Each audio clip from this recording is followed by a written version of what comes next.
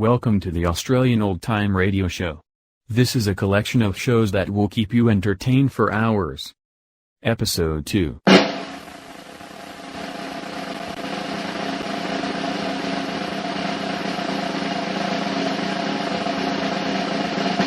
are you, Dad? Here I am, young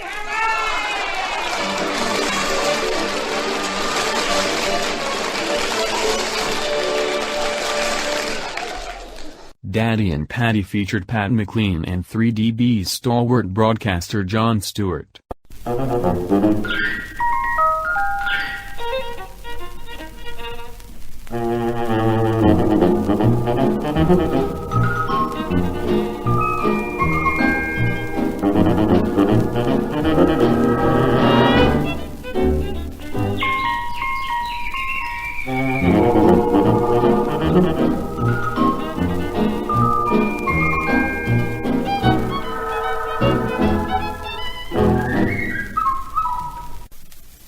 If it's not one thing, it's another in the Heckenpour household. Paddy is out for the moment, so Gladstone, her little brother, seems to think it's time for him to assert himself. Mrs. Droop, who sometimes assists with the chores, is also present. Mrs. Droop, would you please attend to Gladstone? Poor little mite seems upset. Mrs. Droop. Okay, I'm coming, Mr. Heckenpour. The poor little pet. He's mistaken his big toe for his teething ring, you know. And he's biting the life out of it. There now, laddie boy. And take that nasty old toesy-woesy out and put this nice round ringsy thingsy in. I wish you wouldn't use that ridiculous baby talk, Mrs. Droop. I want my son to grow up a manly little chap.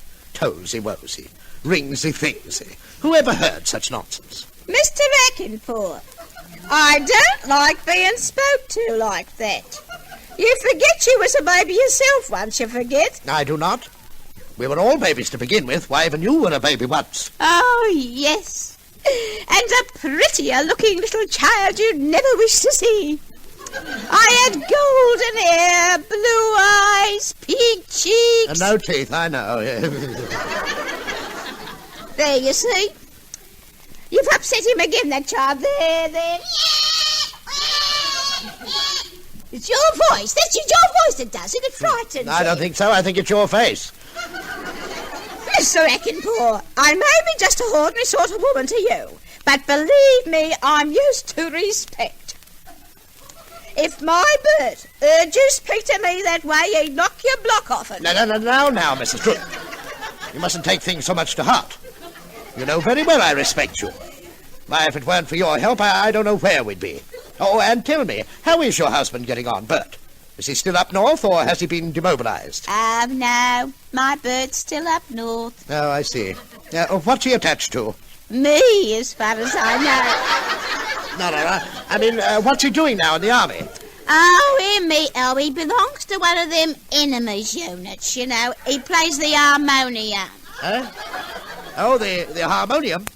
Yes, you know, it's a sort of piano thing with knobs on it. Oh, I see, yeah. Oh, he writes me lovely letters, but... He does. Oh, that's very nice of him. Oh, yes, I got one this morning. Oh, you did? I'll read it to you, Mr. Heckenpour. Oh, must you? Here it is, right here. Dear Cynthia, that's me. Dear Cynthia, I hope this fine Jew as it leaves me at present. I'm in hospital with malaria and falling arches. The climate up here is very hot. And I would tell you more, only the censorship is very strict. They won't even tell me. Let me tell you where I am, and even if I knew I couldn't tell you, it's because I'm not allowed. Your ever-loving Bert. P.S. Please don't tell anyone where I am. Yes. Well, I must say that's a very nice letter. He must be very fond of you. Oh, he is, Mr. Heckenpour. He once called me something there, beginning with a B. Beginning with a B? Oh. Well, Was it beautiful? No. Was it baby? No. Oh, I've got it. Honey. Honey? Oh, I say, beginning with a B. Yeah. Oh, there's that kid again. You better take him up to his cot now, Mrs. Drew. Oh, all right, Mr. Akenpool. Come on, my little pet. You know, that sounds like Paddy. Oh, there she is, knocking. You must have... Yes? No. All right. Now, you're just the young lady I want to see. Yes, well, have you seen anything of that watch I was fixing this morning? A watch I was fixing this morning. Have you seen anything of it? Why? Well, because I was fixing it, and now I can't find the blessed thing. Did it go before it was gone? Well, not exactly. You know, the little thingamabob got stuck in the doodah and wouldn't catch the who's-it that spins the... What do you call it, you see?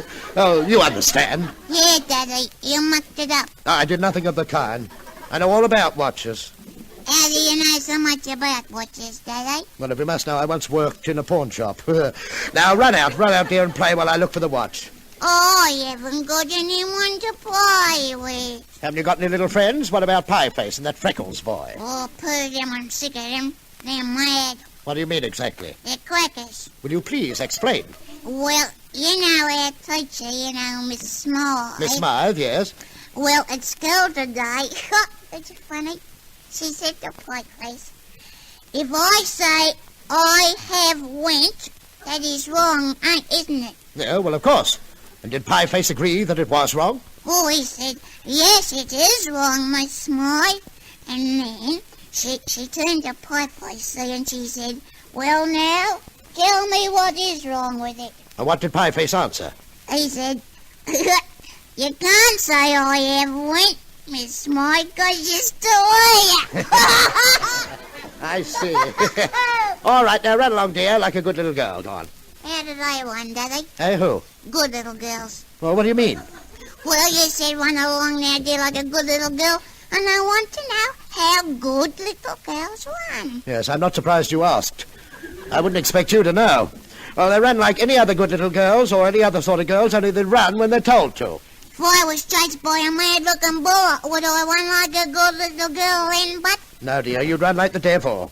How's he run, Daddy? Well, how do I know? I've never seen him. No, you've never seen him, how do you know if he runs or not? I don't. It's just a saying, run like the devil, run like the Dickens, run like a scalded cat. They're all just sayings. Scalded cat?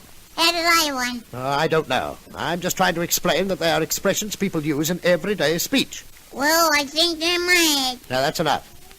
Would a scalded cat run faster than a Dickens? Oh, for heaven's sake, Paddy, go away and play, dear. Go a long way away. Let me help you find a watch, Daddy. It's incredible, a watch disappearing in that way. I left it ticking here. Like our wireless set, is it? What do you mean, like a wireless set? That's on tick too, ain't it? Yes, well, never mind about that.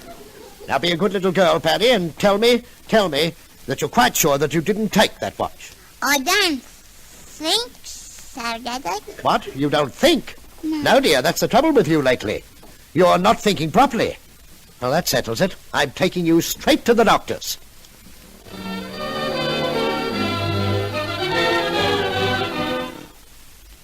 Oh, good morning, Mr. Hackenpole. Your name, is it not? No, that's true, yes. Oh, the doctor's expecting you. Will you go in now, please? Oh, thank you. Thank you, sister. Paddy, you stay here for a moment while I have a few preliminary words with the doctor. But before I go, I'll ask you once more, did you take my watch? Is this the police station, Daddy? No, of course not. Oh, well, I didn't take it then. Will you send her in to the doctor soon, please, nurse? Oh, certainly, Mr. Hackenpole. Will you come this way right now, please? Follow me. Thank you. Yes. Come in, sir. Where's the little girlie? I thought I'd have a word with you first, Doctor. My child says she didn't touch my watch while I was out of the room. But I don't believe her. This incident, plus a few other things, makes me think there's something wrong with her mentally.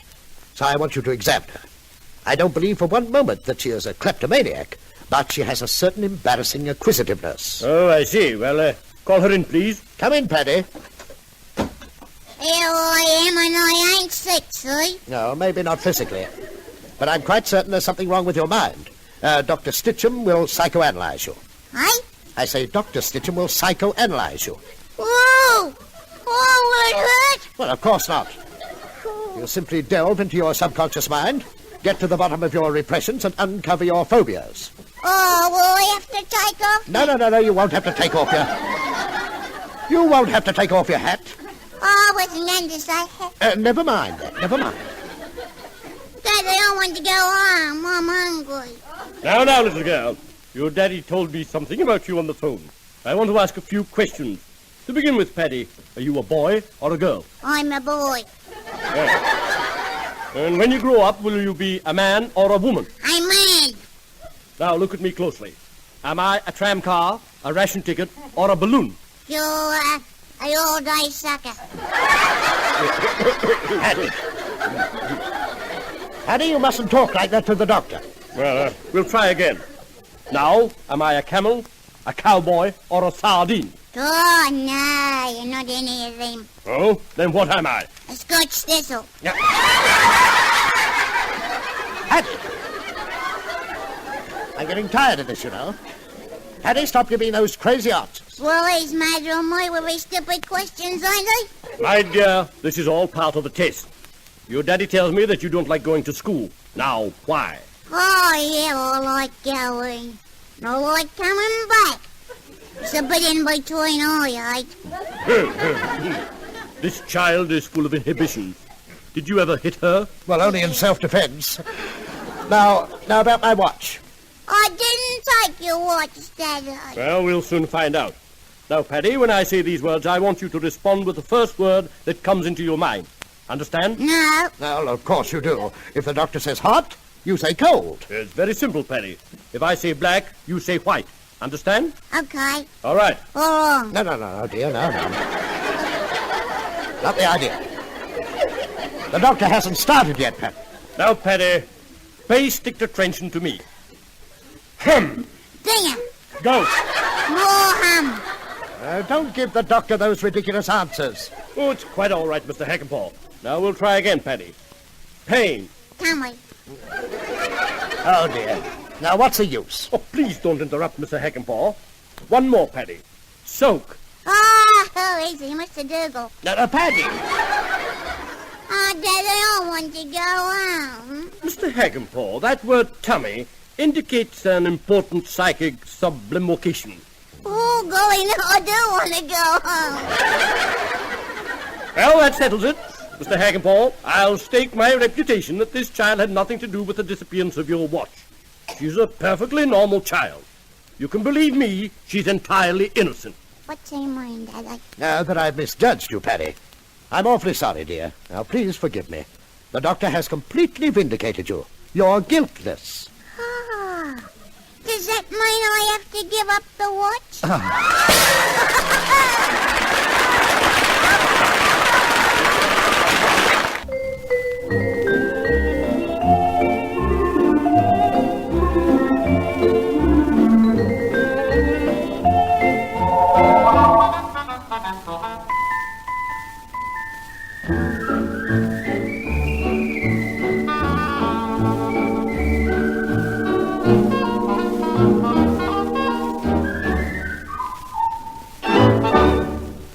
When you wear shoes from White's, you can bet they'll be right. For style and fashion, you'll buy right at White's. Soon, and it's on again. White Shoe Store's once-a-year sale starts soon. There'll be bargains by the hundred, bargains for everyone at White Shoe Stores everywhere. Bargains in fashion footwear, bargains in shoes for men, for boys and youths and children. Bargains in slippers for everyone. Bargains by the hundred during sale time at all White Shoe Stores. Sale time soon at White's. Remember, you'll buy right at White's. Have you sometimes noticed that when you're extremely busy and concentrating especially hard, the slightest noise can make you jump sky high? That's a sign of high nervous tension and perhaps overworked nerves. Then here's a suggestion. Reach for a packet of Wrigley's chewing gum whenever the pressure starts. You'll be surprised how that simple act of chewing Wrigley's helps soothe your nerves, helps you to calm down. So remember, when high-pressure work is sending your temperament up, that's the time to start chewing Wrigley's to help calm you down. Make it a regular thing to buy a few packets of your favorite Wrigley's flavor on your way to work each day. Tackle box puts pep into your pup and to your pussycat too. Tackle box puts pep into your pup. It's full of vitamins and it's true. Dogs and the cats love Tackle box. No other brand will do. Tackle box puts pep into your pup and to your pussycat too. George Wallace was an Australian comedian, vaudevillian, radio personality and film star.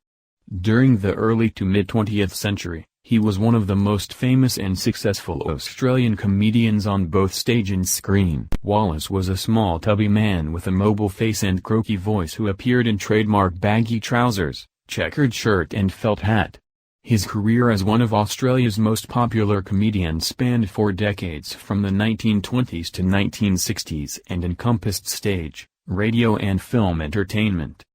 The George Wallace Show ran on radio from 1950 to 1953. Hurry, hurry, hurry! Now showing on the inside of the big marquee, the George Wallace Show. Oh, we're out and we dance and we sing our romance when the Wallace Show's in town. Come along to the tent, for this money will spend when the Wallace Show's in town. When we do our drama, the people are blue. That is the reason the big top is true. And they all start to laugh when the hero is killed. When the Wallace Show's in town. Curtain up time on the traveling show tonight. We're greeting an audience in the thriving little township of Muttonbird Mountain. They tell me mountain air is good for the lungs, so let's call on one of the lads to test it out. Edwin Duff, forward to the song department, please.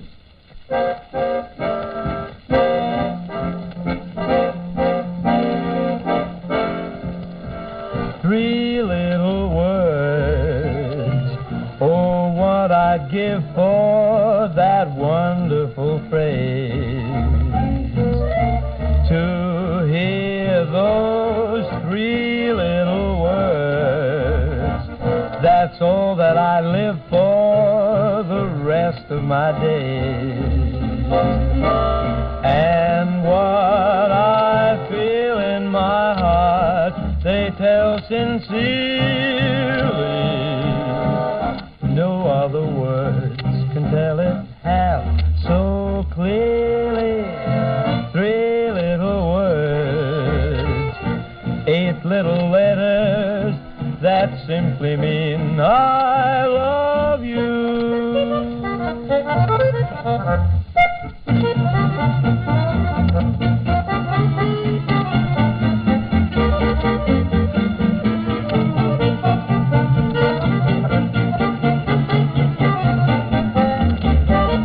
And what I feel in my heart, they tell sincerely. No other words can tell it half so clearly. 3 little words, 8 little letters that simply mean I love you.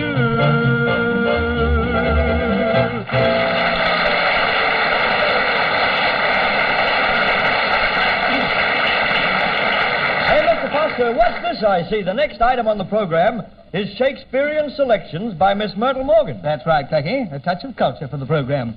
Of course, I will direct the scenes as usual. Really? I didn't know you were acquainted with Shakespearean production. Oh, my dear Clacky, this will surprise you. Listen to this, and I think it may give you a hint as to my past profession.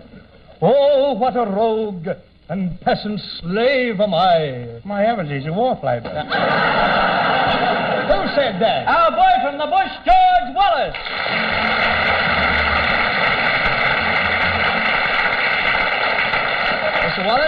Mr. Wallace, I will have you know I used to be a Shakespearean actor. I was not a wharf laborer. Well, there's nothing wrong with a wharf, is there? I know that. Then don't sling over them. Don't you call them rogues and peasants? Oh, I didn't say that. Look, I never mentioned for what... Under the new award. Up for the workers, leave it to the wharfies. Oh, get out of that. Mind leaving the stage, please. Miss Myrtle Morgan, ladies and gentlemen, is about to portray a few brilliant themes from Shakespeare. Are you going to recite any of the Shakespearean sonnets? Oh, no, not tonight. Of course, I'm fond of those beautiful verse ballads. No one could write a song like Shakespeare. Oh, yeah? What about the beautiful wharf labor song? What, the wharf labor song? Yeah. How's it go? How's it go? Yes. You and me, we sweat and strain, body all aching and wrecked with pain. Tote that barge, lift that bale, get a little drunk, and it helps you lift it. Oh, no. Now, George, will you go and jump to the bottom of the harbor? What, and scab on the divers union? Oh, let's get it. Certainly not. Mr. Foster, really, this is Up for the workers, leave it to the wolfies. Pay no attention to him, please. Now, I understand that Alfie is going to assist you with a few lines here and there. Is that right? Yes, Mr. Foster, yes. I'm doing the mad scene from Hamlet. Oh, Alfie should come in very handy for that. Oh, where is Alfie? Alfie, where are you? Here I am, Mr. Foster. Oh, gee, I've been running. I've had a terrible fright. Alfie, what's the matter with you? You're as white as a ghost. Oh, I got a terrible scare. I was in the main street and a piece of brown paper chased me for half a mile. Oh, you stupid thing. Well, I'm shaking all over. I know how you feel, Alfie. The Muttonbird Mountain is a very windy place. Mm-hmm. I was in this town last year just for one day, and in that one day, the wind nearly drove me half crazy. Are you sure you weren't here for 2 days? Get out of the place once and then... Oh, look, I'll do... One more word of each other. Now, have you the script, Miss Morgan, please? Yes, here you are. Thank you. You don't mind if I run through one or two of the finer points with yourself and Alfie? Oh, no. Good. Now, we'll take the love scene first. The love scene. I'm sorry we haven't a balcony for this. We should have a projecting balcony, but we haven't got one. Oh, I'll lend you mine. It's all right. Oh, honestly, do you know, you should be ashamed of that tummy. Ashamed? Look, it's a pride of the wharf labourers, this is. Yes. Got first prize at a picnic once. Oh. Will you keep quiet about the wharf labourers? Never. Up for the workers. Leave it to the wolfies. Get out. Let's take this scene from him. Go ahead, Miss Morgan, will you please, dear? Certainly. All the world is a stage, and I am but a portrait player. Woe is me. Woe is me. She's always like this when she doesn't get a Macquarie Award. Will you be quiet, please? Quiet. Under the new Macquarie Award. Continue, Miss Morgan, as Ophelia, please. Sure. Please be quiet. Here comes my love, Hamlet. Hamlet, who was that ghost I saw you with last night? That was no ghost, that was me father. He's been dead for many months. Even so, he looks better than both of you. You stop it, please. Stop it, George. Now, go ahead. Hamlet, why are you so cold to me? I'm not cold, Ophelia. I'm a very ardent swine.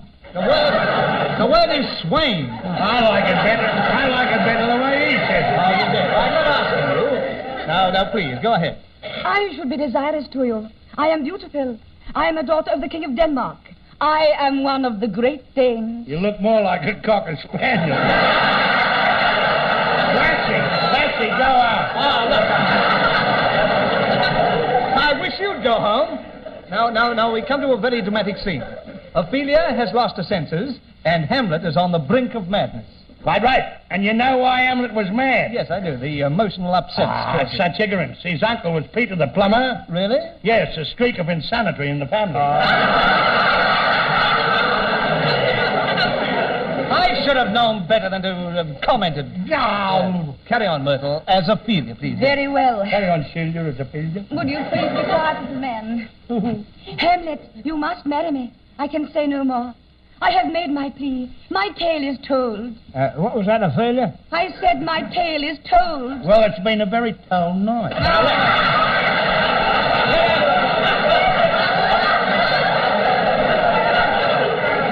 Now, stop interfering with the play. The stupid remark about the weather. I'm not interested in the weather. It can pour with rain as far as I'm concerned. Who cares? We do. Up for the workers. Leave it to the wolfies. Just ignore the old idiot, please.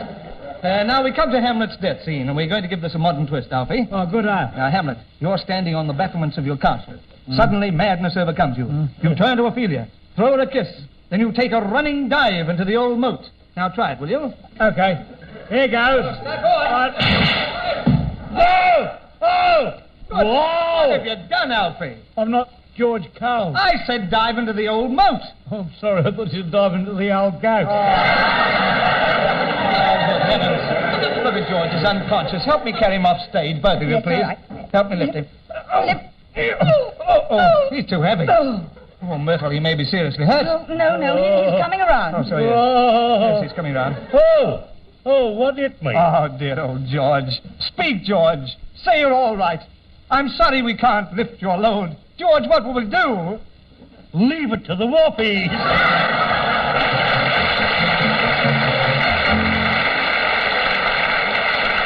Well, while we make arrangements to lift a big body, we've made other arrangements about a small body, and here she is in the flesh, our dainty little damsel Dawn Lake, to sing The Man I Love. Someday he'll come along, the man I love, and he'll be big and strong, the man I love. And when he comes my way, I'll do my best to make him stay. He'll look at me and smile, I'll understand. And in a little while he'll hold my hand. And though it seems absurd, I know we both won't say a word. Maybe I will meet him Sunday, maybe Monday, maybe not. I know I'll meet him one day. Maybe Tuesday will be my good news day. We'll build a little home just meant for two, from which I'd never roam. Who would you? And so all else above, I'm looking for the man I love.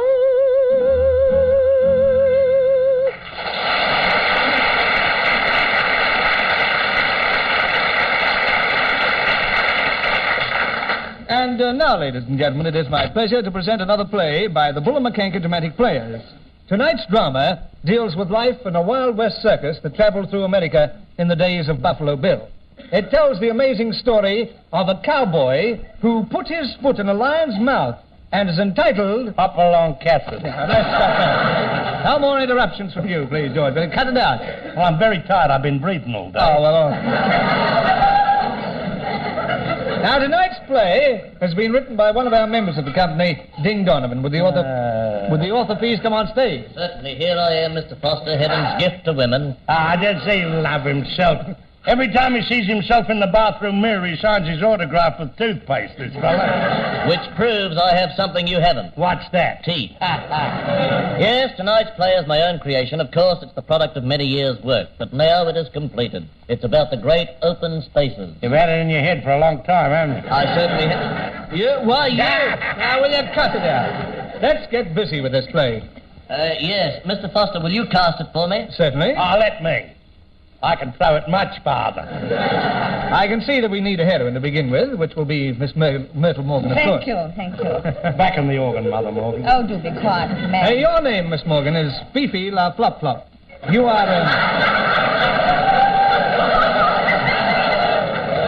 You are a bareback rider in the circus, you see. A girl prepared to risk her neck. Ah, that's for me. As a matter of fact, I can trace my ancestors back to brave, wild West American days.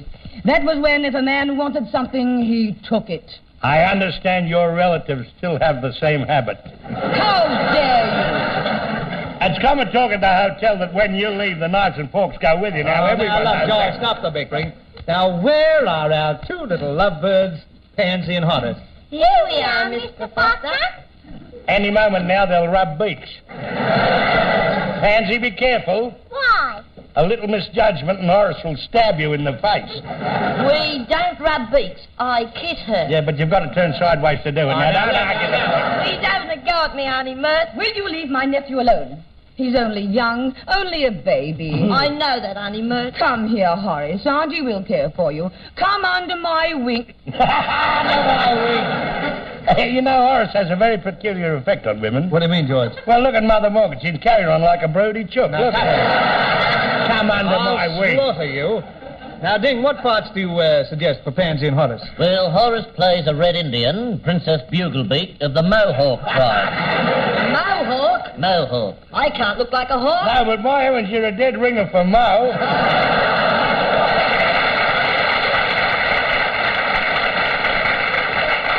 I'll strike you. I wish you would. Why? Because you're totally lucky, you dirty bitch.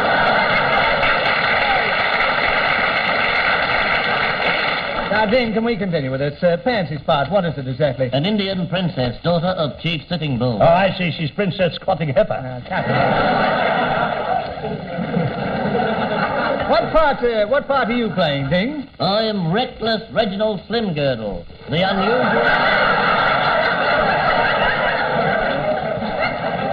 the unusual lion-taming hero. Oh, you're not wrapping yourself up much, are you? Unusual. Mr. Foster, Miss Morgan, Pansy, Horace, let's face it. Quite candidly tell me, have you seen anyone of my type ever before? Come on, have you seen anyone like me before? Only once. But I had to pay admission. Mind you, the rest of the freak show was well worth the money. Now, can we stop the bickering? You've all got your parts to take it, have you? No, I haven't. I'm standing round here like a spare tire doing nothing. What's my role, please? It's not asking too much. Hideous Herbert, the hot dog man. Lovely. Delightful. Have you heard the news? What? I've left. Never mind, George. Now, what's the trouble now? What is the trouble about the part? Tell me. Yes, but I am. Filthy Ferdinand the Frankfurt fiend. No. I'm not going to be in it. Don't let's have any arguments. Go and change into your costume immediately, please. Very well, but when I return, don't be surprised if I'm late. Why? Where will you have been? Seeing a man about the dog and mustard. He's gone. And now, orchestra, a little circus music to set the scene for the play.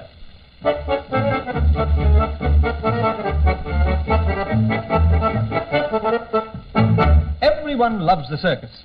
But today, when the circus comes to town, the audience are more receptive and more easily pleased than in the roaring 40s of the old American Wild West days.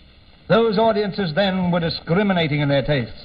For example, as our play opens, the circus has come to Dead Man's Gulch, Texas, in the year of 1849. The ringmaster, Reckless Reginald, is introducing the performance. Ladies and gentlemen, our first artist tonight is the amazing and versatile weightlifter, Signor Spagoni. Ladies and gentlemen, for the first big treat tonight, I will take it white and more right and Our next artist is Madame La Screecher, who will sing an aria, the bull song from La Tosta. Thank you. Brightly dance upon me, a brilliant light. We apologize for the unexpected blackout. Now, at tremendous expense, we have the celebrated English entertainer, Algernon Papa-de-Cross. By Jove, I say, I heard a very funny remark on my way to the circus tonight. A chappie said... It wasn't very important, really. And now, our charming little balladist, Suzette, who will sing through her nose while hanging by her teeth from the high trapeze. I may not be an angel, for angels are so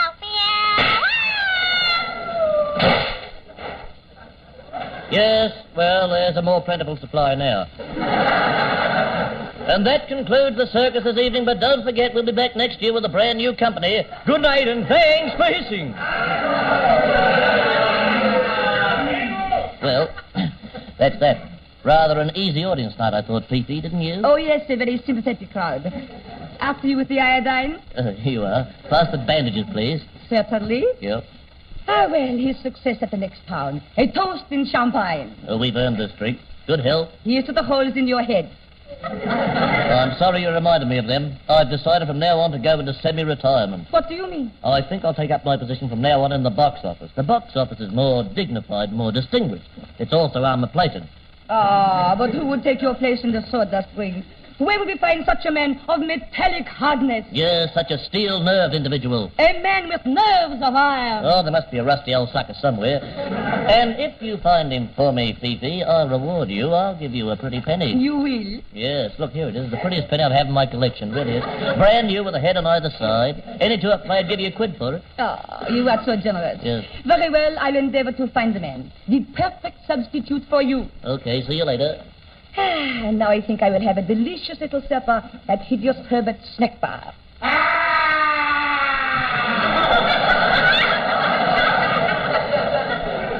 Frankfurts and rolls, hot dogs and warm puppies. This way for the late suppers and early indigestion. Ah, there you are, Hideous Herbert. I'll have a hot dog, thank you. Certainly. Quiet, please. What for? The Frankfurts are very fresh tonight. I've got to creep up on them. I got one. Don't you bite me, you dear little delicacy. Mm-hmm. These Frankfurts are very delicious. What are they made from? Old cab horse. Old cab horse? Yeah. Look, every time I take one away, the rest of them move up. It has just occurred to me, Hideous Herbert, that you are the very man needed to run the circus. You know all the circus people, and you get on well with them. Indeed, I do. Only last night I fixed up a puncture for Rudolph the India Rubber Man. Did you? Yes, of course, Rudolph really needs retreading. That's what's up with it. I see. Well, as I say, you understand these people. I'm very fond of them. All except the half man and half woman, the cheeky thing. Look, if she gives me any more lip, I'll smack his face. I see you have another customer.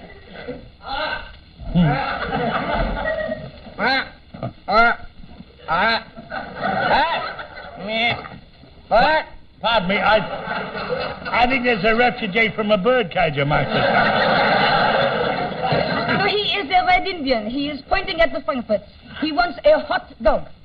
I think he'd rather have a hot chili. He's a parrot, that's what's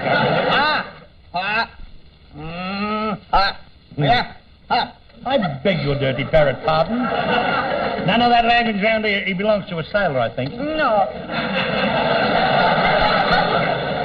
Come along. Give the Indian a hot dog. Very well. Here you are, Indian. Now, how do you like it? With mustard? I said how. How? Yes, how? How?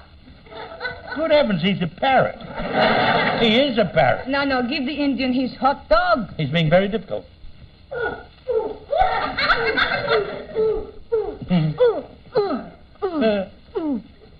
Blimey, a pigeon's waiting to be served. That's what's happening. Me Indian. Me Princess Squatting Heifer. My heavens, I didn't recognize you. Of course, you're a little Indian squab. Squatting Heifer. I know your mother, Creeping Cow. How's she, love? Me what then? Oh, a Frankfurt burial, my dear. How? With mustard? How? With mustard. How? With mustard? How? Look, you're all... They're rat bags with feathers. You can have mustard, or if you like, tomato sauce. How? With tomato sauce. Ah, shut up. Look. Now get out of here, the lot of you. Go on, or I'll seal the food on you. Go on, get out of here. My word, what an amazing man you are, Horrible Herbert. If you can frighten the Red Indian, maybe you could scare wild animals, too. Wild animals? Listen, love. You've got no idea the effect I have on furious beasts. That's because my father trained me to be tough when I was a baby. Well, how did he train you? Oh, he used to throw a lion cub in my cot and say, "Go to it, fellas. I'm cooking the loser." Then you are the man for the job. What job? The new ringmaster and lion tamer. Lion tamer? Who, me? Mm-hmm. Hot dogs with mustard. Very refined Frankfurt hits. Bread in the skin. Sandwiches. No, leave your hot dog stand and come with me to this tent. Aye? This tent is where Reckless Reginald the lion tamer trains his lions. Is that so? Mm-hmm. He is inside training his cubs now. Listen. Cubs, attention, dismissed. Oh, so you got out of your cage, did you? Back. I have a whip in my hand. Back, into your cage. That's it. In you go. There. Gotcha, you naughty little canary. Hey, listen, he's a bird trainer. He doesn't have any lions. Is that so? Come in, my friend. See in that cage yonder? Look. I think I'll get back to my own dog. No, you come back here. Reginald, this man told me he is willing to try his hand out at lion training. Yeah, but only my hand, and I can't do that now. Why not? I've just remembered the rest of my body is attached to my hand. Coward. Who's a coward? I'll show you. I'll show you whether I'm a coward or not. Open that gate. Very well. Shut it again. What? Are you afraid of lions? They're only big cats. Oh, well, in that case, I'll be right back. What for? I'll just sneak out for a saucer of milk. I won't be a minute. You're going into that cage. Here, take this chair into the cage. Don't be mad. What the heck would I want to sit down for? I'll stay up and stand up if you don't mind. Are you scared to fight a lion? What are you, a man or a mouse? Yeah, that's a good idea. I'll fight a mouse, eh? Open the cage, Fifi. Hideous Herbert is going in. Go on, in you go. Help me out! Help! Mother! Father! Cousin! Auntie Percival! Uncle Ada! Miss Reginald, he's going to go to pieces. You shouldn't have done it. Throw something at the lion. Yes, but what can I throw? Look, throw my hot dog stand at him. Good idea. Open the gate. Here it comes. You missed the lion, but the food hit Herbert right in the face. Never mind, it scared the lion. Quick, open the gate and get Herbert out. I can't get through the door now, you rat bag. Why not? Well, when you threw the hot dogs at me, the air was so thick with food. Yeah? I inhaled and I put on 15 pounds.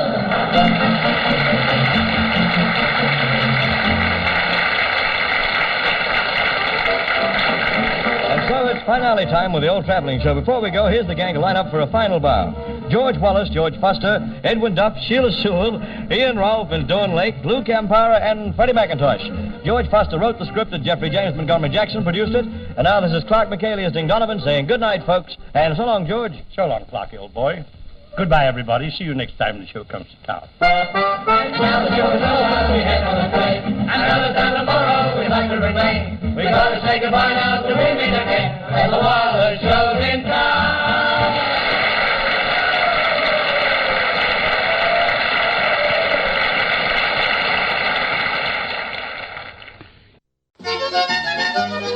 Pears is a mild soap, A pure soap, a dental soap. Pears is the best soap for all the family. With rich glycerine, Pears soap keeps skin soft. And only Pears is matured a full 14 weeks to ensure its mildness and purity. For mild, gentle skin care, Pears is the best soap for all the family. Come along and have a Peter's ice cream. Don't you think it's a jolly good idea? You can't go wrong as long as it's Peter's ice cream. Watch the kiddies make it disappear. Without exaggeration, it's the health food of the nation. You can get it in the bucket, brick or cone. So come along and have a Peter's ice cream. For Peter simply stand alone. Pimm's is the #1 cup. Discover the pleasure of Pimm's. Pimm's is for pleasure. There's pleasure in Pimm's. Pimm's is the #1 drink.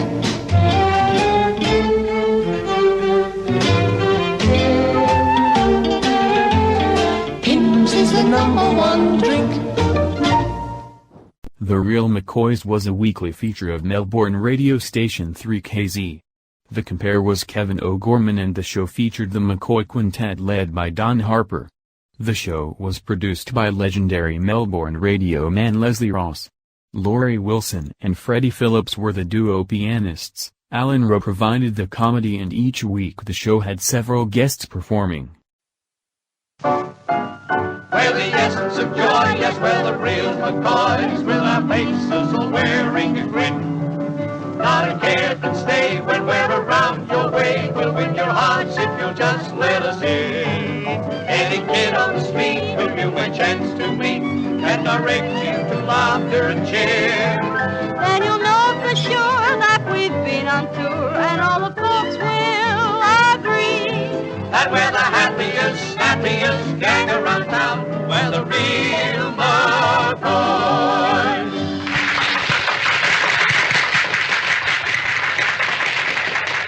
Greetings, my friends. This is Kevin O'Gorman with the sparkling show that has hit a new high with everyone who prefers their radio entertainment happy and snappy. You'll find no dull spot in the next 30 minutes, and I'm pleased to once again introduce to you the Real McCoys. How do you do? Yes, just as they speak to you with one voice, they have one desire, and that is to be sure that they cater to the whole family. And for inspiration, they turn to the Bluebird to find out what's the good word. What's the good word, Mr. Bluebird? Did you bring a song to cheer me up today? Give me your word, Mr. Bluebird. Did you come to tell me everything's okay? I've been blue because there is no letter. Seeing you has made me feel much better. What's the good word, Mr. Bluebird, before you fly away?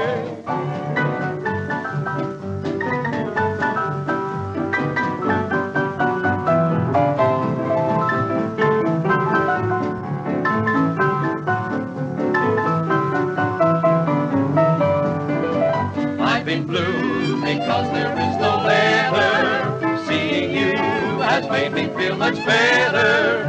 What's the good word, Mr. Bluebird, before you fly away?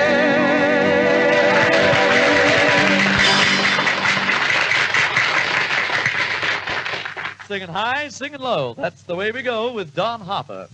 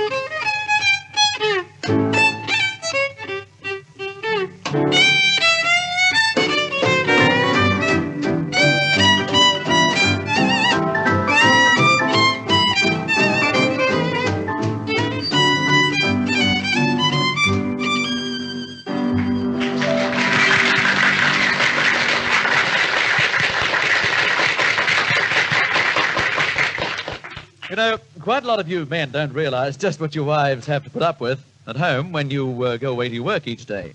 But Alan Rowe found out the other day when his wife left him at home to mind the home in a new housing area. Oh, well, here we are at home. A nice empty house, peace and quiet. I think I'll just have a little smoke and then a nice little nap. Oh, now, good heavens, who's there? Oh, it's a hawker. Good morning. Good morning. Now, perhaps you got a very wheezy chest there. Here's a little something. I'll fix it very nice. Rub it on your chest there. Nothing but the best mothball shaving clean soap and camphor eyes.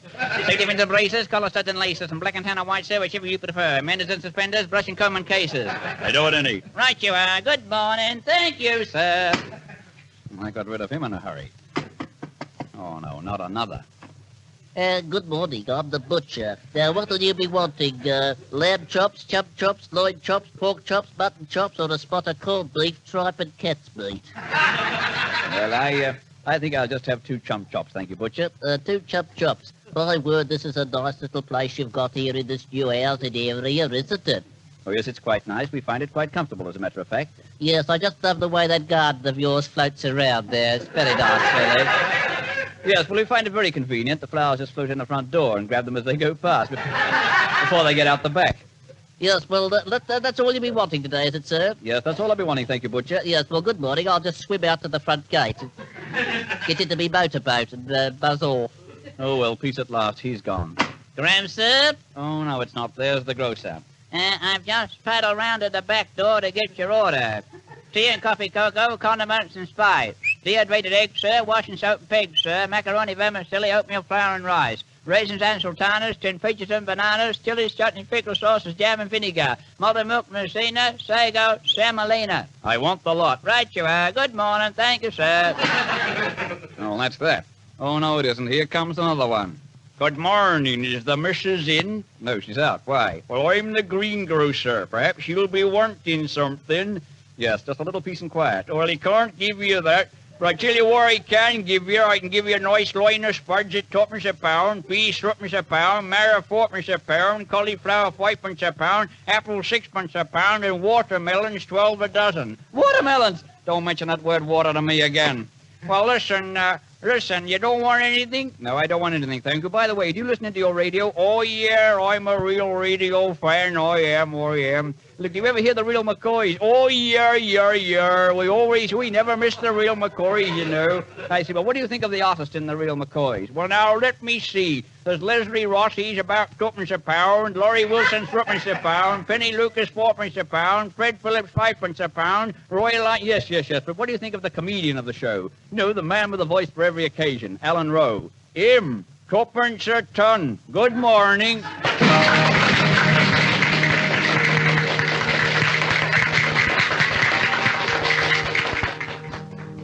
Who are the McCoy Quartet? Well, in answer to many queries, they are Roy Lyons, drummer Fred O'Kane, pianist Fred Phillips, and producer Leslie Ross. Yes, a versatile gang, the McCoys. And here are the quartet, the real ear-pleaser. When it's springtime in the Rockies, I'll be coming back to you, little sweetheart of the mountain, with your bonny eyes of blue. Once again I'll say I love you,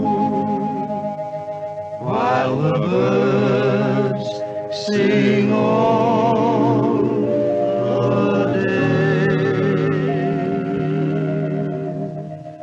When it's springtime in the Rockies,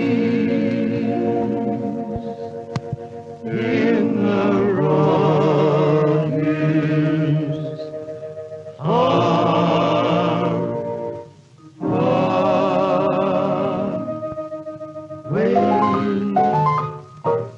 When it's springtime in the Rockies, I'll be coming back to you, little sweetheart of the mountain, with your bonny eyes of blue. Once again I'll say I love you, while the birds sing all the day. When it's springtime in the Rockies,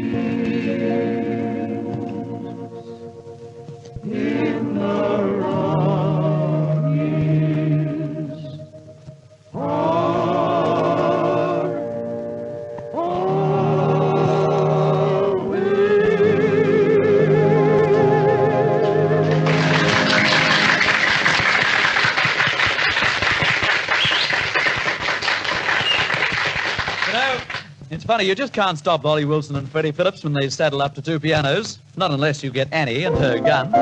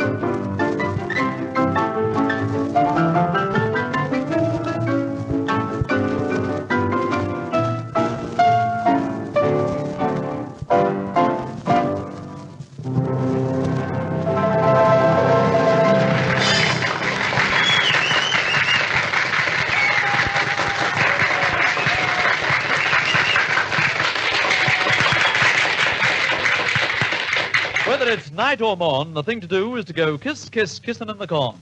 There's a farmer boy by the name of Joe. The girls all round all love him so. And every night you'll see him go. Kiss, kiss, kiss it at the corn. Kiss, kiss, kiss it at the corn. Though the girls all thought him rather slow to see his action with the hoe, he taught them lots they didn't know. Kiss, kiss, kiss it at the corn. Kiss, kiss, kiss it at the corn. With a voice that's kinda husky, a physique that's kinda weak, he slays them low, he lays them low. When he turns on his corn technique, he can grow the taters, yes they say, and plow a furrow quite okay. But you should see that kid make hay. Kiss, kiss, kiss it at the corn. Farmer Murphy's pigs got out. He didn't rave, he didn't shout. He found those porkers snout to snout. Kiss, kiss, kissing in the corn. When his champion cow got out of hand, she broke the bale and smashed the stand. He found her there with Ferdinand. Kiss, kiss, kissing in the corn. All the chickens from the chick coop take their favorite chickaroos. The ducks all take their favorite tricks. The chooks their cock-a-doo-doo-doo-doo. All the rabbits go there two by two.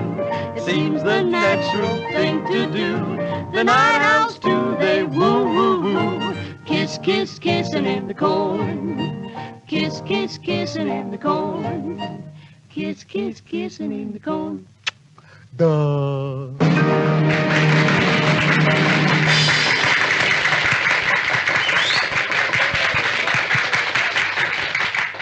The Vibrogrand was built by Fred King. And when he plays it, the result calls for soft lights.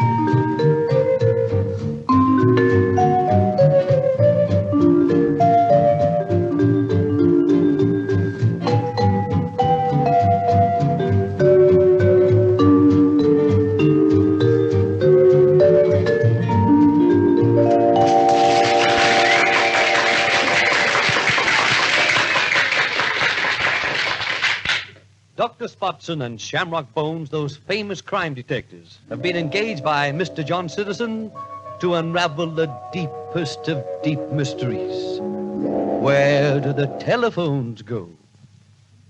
Well, here we are, Spotson, on the trail of the missing telephones. We've just got to find them. Yes, Bones, but I think it would have been a lot easier if we'd accepted that other assignment. I see it's raining again. What was that, Spotson? Looking for a 44-gallon drum of petrol. Ah, never despair, Spotson, never despair. Nil desperandum. We shall go and interview the man who lives in this house. He may be able to give us a clue. Yeah? Good evening. My name is Shamrock Bones, the famous detective. Have you got the phone on? Listen, Mug, you trying to be funny? I know I was lucky enough to win £25,000 in Queensland's Golden Casket and also back Fox Army in the Melbourne Cup. But have I got the phone on? Say, I ain't that flaming lucky.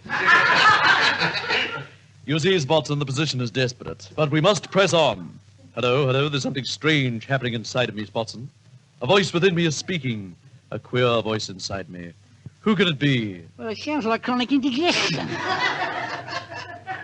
And now a strange, unseen force is gripping me. Yes, now it's guiding me toward that building over there.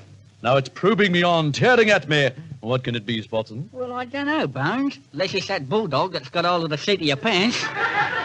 Bulldog, don't be silly, Spotson. It's the Hound of the Baskervilles. Hound of the Baskervilles? How did he get into this week's script? He's not due for 3 weeks, yes? Never mind, Spotson, but I feel we're on to something. Yes, Spotson, I feel that inside this mysterious building we shall find what we seek. Spotson. Yes, Bones? You must go in alone and then report back to me. Yes, well, I think I'll be going home now, Bones. I remember that... Why, just a minute. Are you afraid, Spotson? What, me afraid? Not me, Bones, but I'm collecting my insurance next Tuesday, and I'd sort of like to be there when they pay. But, Spotson, you'd like to be the idol of the people, talked about, read about, raved about? Yes, but I'd like to be roundabout while they're doing it. Very well, Spotson, I shall go in alone myself. And just to show you there is no ill feeling toward you, you can come with me. Thanks. But before we enter, I shall prepare myself for the ordeal by playing on my fiddle. Yes, and what an ordeal this'll be. Oh, blimey. Ah, when I start playing my fiddle, I can think. Yes, and when you stop playing it, we can all sing. All right, Spotson, here we go. Quietly, softly now, don't make a sound. Shh. Bones!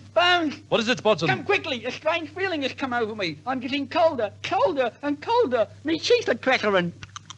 My hands and my feet are frozen stiff. Frozen stiff? Spotson, you idiot. Come out of that refrigerator.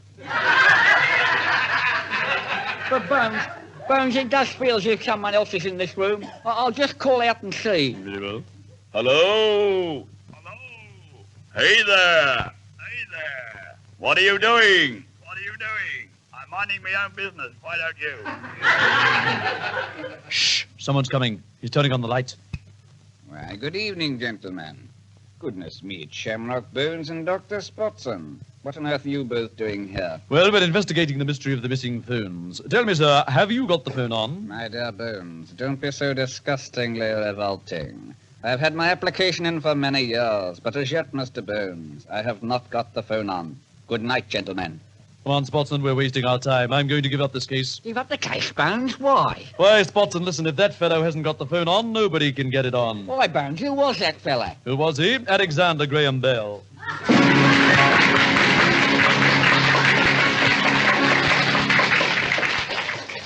Into the McCoy mansion steps a new personality and a star is born. My friends, we invite you to meet Lance Ingram.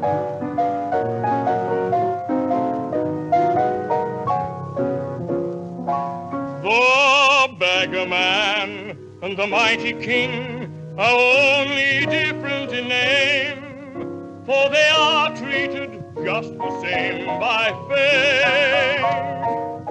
Today a smile, tomorrow tear, you're never sure what's in store. So learn your lesson before too late, and be like I. Hold your head up high till you find a bluebird of happiness. You will find greater peace of mind, knowing there's a bluebird of happiness. And when he sings to you, though you're deep in blue, you will see a ray of light creep through, and so remember this: life is no abyss.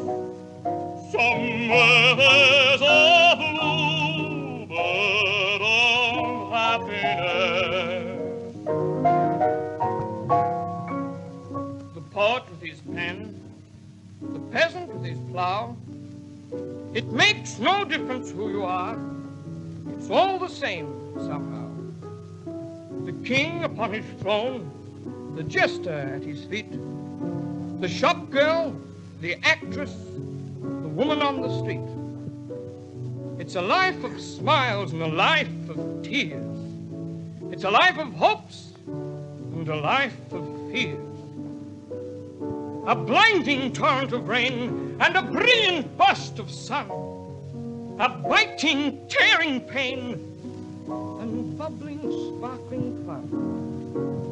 And no matter what you have, don't envy those you meet. It's all the same.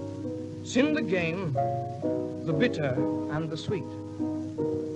And if things don't look so cheerful, just show a little fight. For every bit of darkness, there's a little bit of light. For every bit of hatred, there's a little bit of love. And for every cloudy morning, there's a midnight moon above. So don't you forget, you must search till you find the bluebird. You will find peace and contentment forever if you will.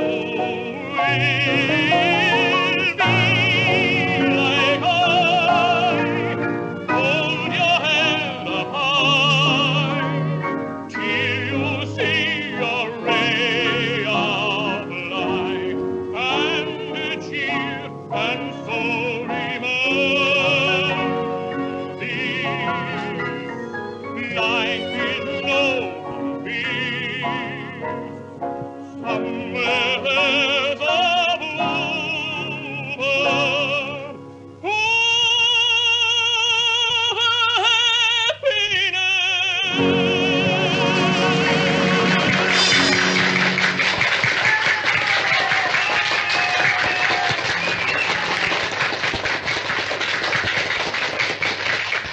Well, time flies, and so we must be nippy and zippity-doo-dah. Zippity-doo-dah, zippity-yay. My, oh my, what a wonderful day. Plenty of sunshine head my way. Zippity-doo-dah, zippity-yay. Mr. Bluebird on my shoulder. It's the truth, it's actual, everything is satisfaction. Zippity-doo-dah, zippity-yay. Wonderful feeling, wonderful day.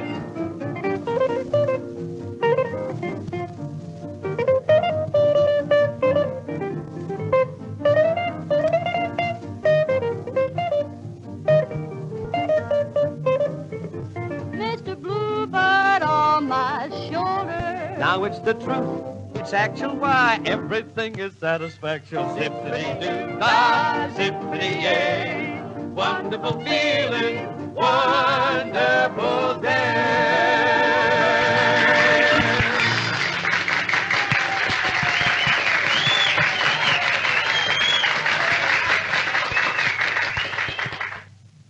Well, when the man called "Time, gentlemen, please," you all shouted, "Oh, just one more, please." Well, I'm afraid there'll be no more tonight. But at the same time next week, the gang will gather around and you can sit in on the party once again. With Alan Rowe, Lottie Wilson, Penny Lucas, Roy Lyons, Fred King, Don Harper, Freddie Phillips, Bruce Clark, Fred O'Kane, Bill Castenson, and, of course, the chap who thinks it all up, our producer and pal, Leslie Ross. Happiest, happiest gang around town, where the real are gone.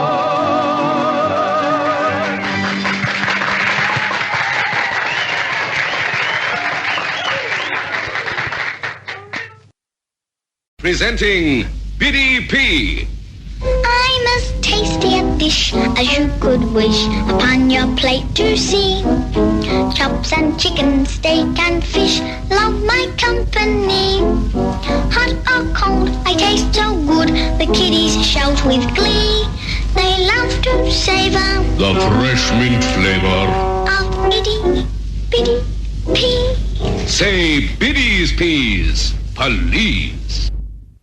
Blue Clinic shampoo leaves hair beautifully healthy, brilliantly clean. Too clean for dandruff. Wash your hair, too clean for dandruff, too clean for dandruff with Blue Clinic shampoo.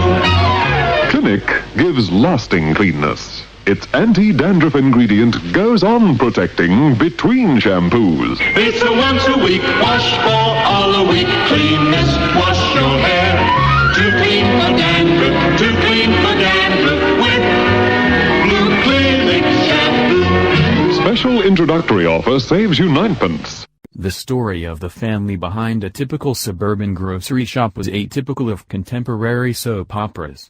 The George Edward Players presented a realistic portrayal of a struggling family presided over by an eccentric matriarch. Martin's Corner ran for 2,244 15-minute episodes over 12 years from 1939 to 1951.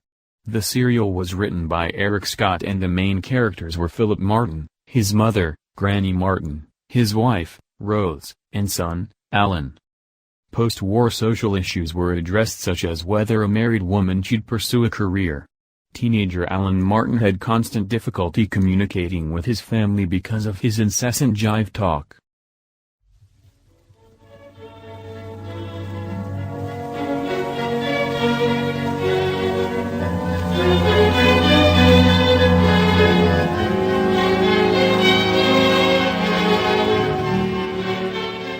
We now present Martin's Corner.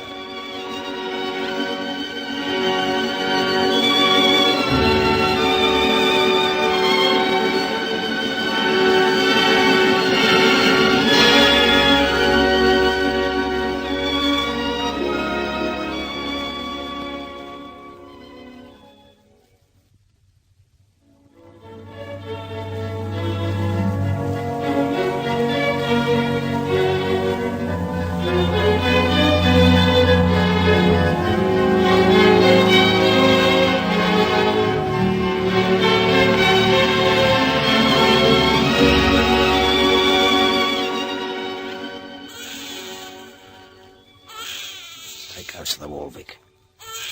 Okay, Al. Don't cry, Bubba. I told you I'm going to get you some sweetened water. That'll make you smile. That's better, lovely. What's she doing in there? That's what I want to know. Me too. Might be a cleaner or something. In that case, should we grab her or should we just pretend that we belong here? That might be the better idea. Do we see how the cat jumps? Oh. Hello, ma'am. Hello. Wait a minute. Which of you is Mr. Minute? I don't think neither of you is. Mr. Minute. The father. The father of what? Bubba in there. I didn't expect Mr. Minute home till 10, but I didn't expect no one else neither. Are you his son or something? No, but Mr. Minute asked us to come in and wait for him. Oh, but you couldn't be his son, of course. Otherwise you'd be Bubba's brother. And that'd be too many years in between.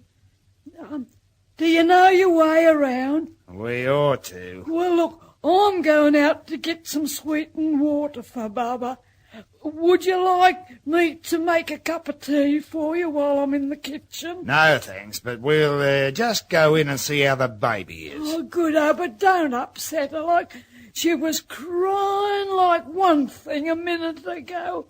Crying for Father Minute, I think. We know how to deal with her. Oh, then I'll go and boil the water up.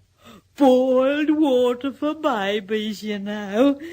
Oh, but then maybe your fathers too.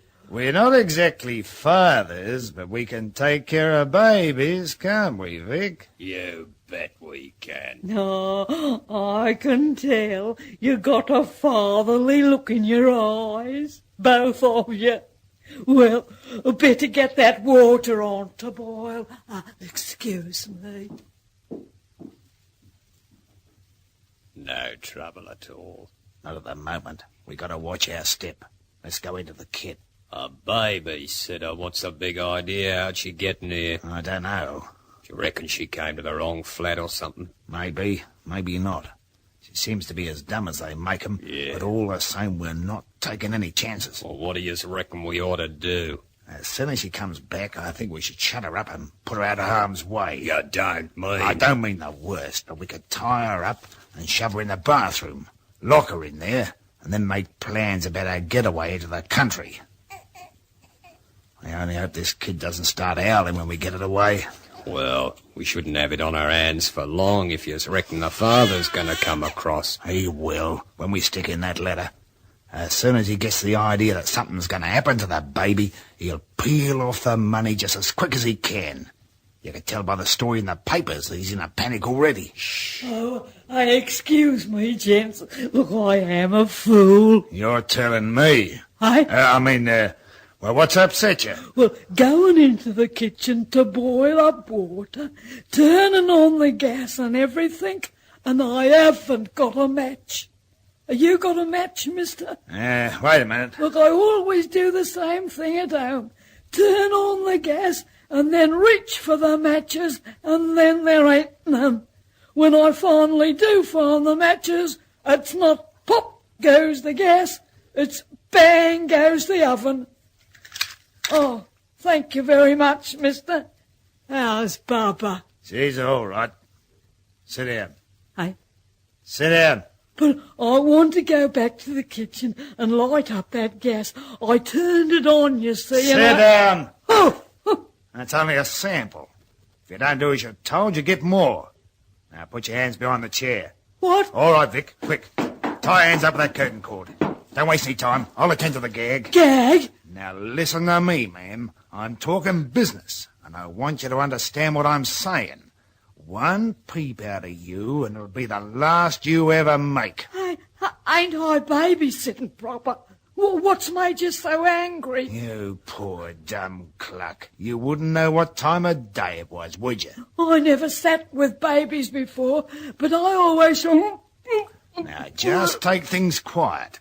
That's in case you want to rip out a top F to bring everybody to the flat. Oh, When we get you inside the bathroom, we'll stop that mouth with sticking plaster just to make a permanent job of it. But it's no use struggling. Give any trouble, old woman, and we'll do more than lock yous in the bathroom. We'll pitch yous in the bath and fill it with water, so shut up.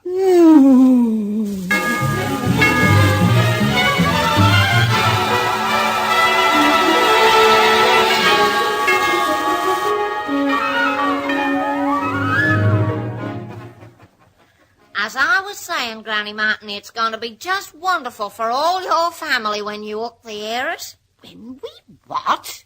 Hook the heiress. Kerry Wing. All that money. They say that Miss Nicholson is worth a fortune and that Kerry'll never want, and neither will any husband she ever marries. Excuse me, Mrs. Ludlow, but I must ask you to stop talking in this way. Why, Mr. Martin? Well, I wouldn't like people to think that any son of mine was marrying a girl just for her money. Ah, but it's very nice all the same. Very convenient, too. Why, if business was bad here and you wanted a little something to tide you over... Mrs. Ludlow, it's getting very late. I was wondering if you mind if I'd go off to bed. We have a heavy day tomorrow. Just as you say, dear, so have we all. My goodness, the work I have to do in my guest house now that I haven't got any help. Well, I just don't understand why you don't get Mrs. Maggs to help you, Mrs. Ludlow. She's doing nothing most of the day. Get Mrs. Maggs? Yes. Get that muddler? Look, Granny Martin, Mrs. Maggs couldn't add 2 and 2 together straight, and when I think of her babysitting, I'll bet you she muddles that up too. Oh, Mrs. Ludlow, it's a rather simple kind of job. No matter what's simple, Mrs. Maggs will always botch it up. She can't help it. I wouldn't mind betting she hasn't found the place or that she's lost the key. Or perhaps she's fallen asleep beside the baby and the baby's crying its head off. Mrs. Maggs is the most helpless woman who ever drew breath, and no bones about it. Well, I don't know about that, dear. She keeps her own house spotlessly clean. She seems to be a good housekeeper. And I'm sure if you want to be relieved of some of your burdens, like, making beds or sweeping floors... I'd rather do it myself, and then I'd know it was done. It'd be harder work to be running around Mrs. Maggs making sure that she was doing what was right. Oh, talking of beds, my bed's calling me. Dear, and me too. Why don't you both have a cup of tea? Eh? Oh. And if you do, I'll have one too. Nothing like a cup of tea to buck you up when you're feeling sleepy. Besides, the night's just a pop. Not a sound from the bathroom. Well, that second gag we plastered across our mouth would shut anything up. Have you got a match? I gave mine to the old woman. Just a minute. Yes, here we are. Bit of a smell of gas out here, isn't there? No worries. We don't need to call no plumber. I'll leave it in a few minutes. Turn on the gas while I strike a match.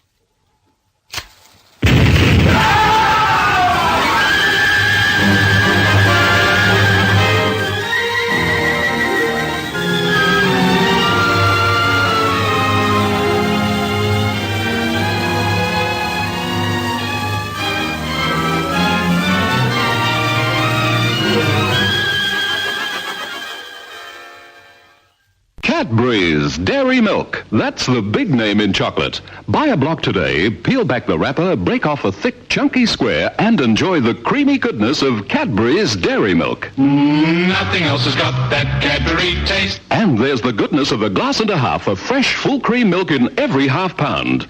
Cadbury's Dairy Milk. Ask for it at your milk bar or corner shop today. Cadbury's Dairy Milk Chocolate. It's tea time. Anytime is tea time, the whole world round. Morning, noon, or evening, no better drink is found. To keep you bright at work or play, Be sure to turn to tea today. tea always does you good. First thing in the morning, there's nothing like tea to wake you up. Last thing at night, there's nothing like tea to help you sleep. And in between time, well, there's just nothing like tea. No other drink does so much for you, yet it costs only about a halfpenny a cup. But for tea at its best, measure with care, it matters a lot. A teaspoon per person, plus 1 for the pot. To keep you bright at at work or play. Be sure to turn to tea today. Tea always does you good. Yes, any time is tea time. And remember, Ceylon is the home of good tea. Prior to television arriving in Australia in 1956, the highlight of the week was the Sunday night radio play. The General Motor Hour, the Lux Radio Theatre or the Coltex Theatre, created a lot of the chat, in the morning tea and lunch rooms on a Monday morning. Chatting about what people had thought of. The Coltex Theatre is an Australian show. It was sponsored by the Coltex Oil Company.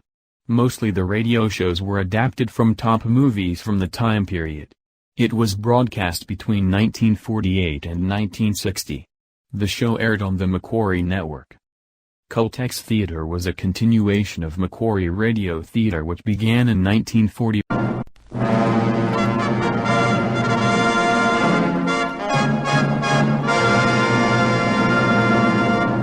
Welcome to the Caltex Theatre, a full hour of dramatic entertainment broadcast over a nationwide network of stations throughout Australia.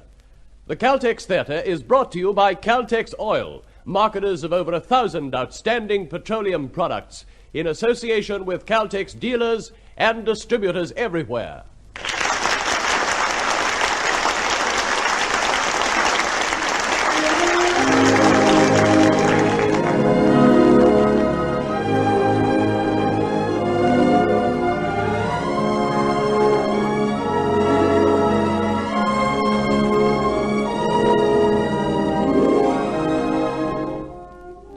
Tonight in the Caltex Theatre you will hear The Trial of a Judge, written by the well-known actor Raymond Massey.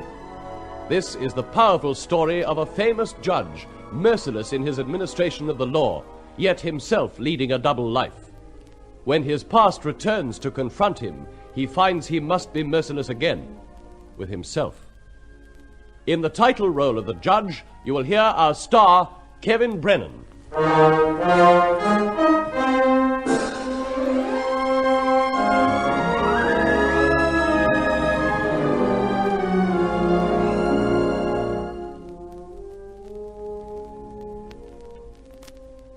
The Caltex Theatre presents The Trial of a Judge, Act 1.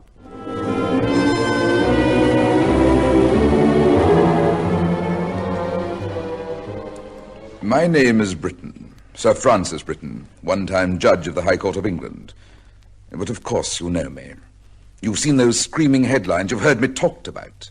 The hanging judge, they called me. You remember, of course. Perhaps you might be interested now that the first sensation of the case of the hanging judge has died down, to know my side of the story, to know how and why I did what I did.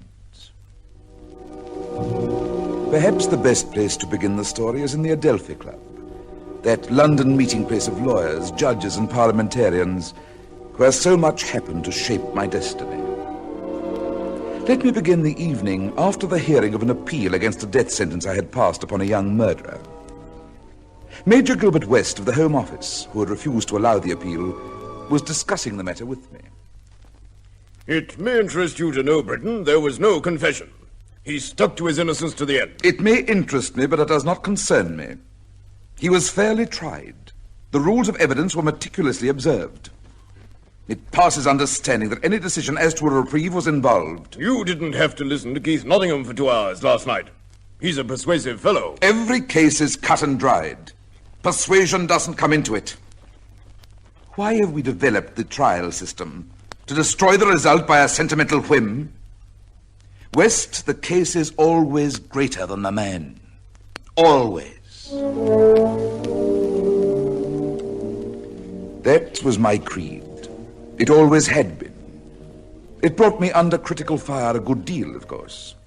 In fact, I realize now just how much I was disliked, even by other members of the club who are usually civil enough to my face. Men like Sir George Sidney of the House of Commons and Miles Lamprey, the solicitor.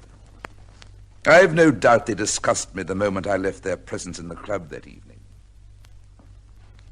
Lord, what a desiccated, pompous bore Britain is. Don't you agree, Lamprey? He has no social graces, Geordie, I grant you. But he tries rather hard, with complete failure. But...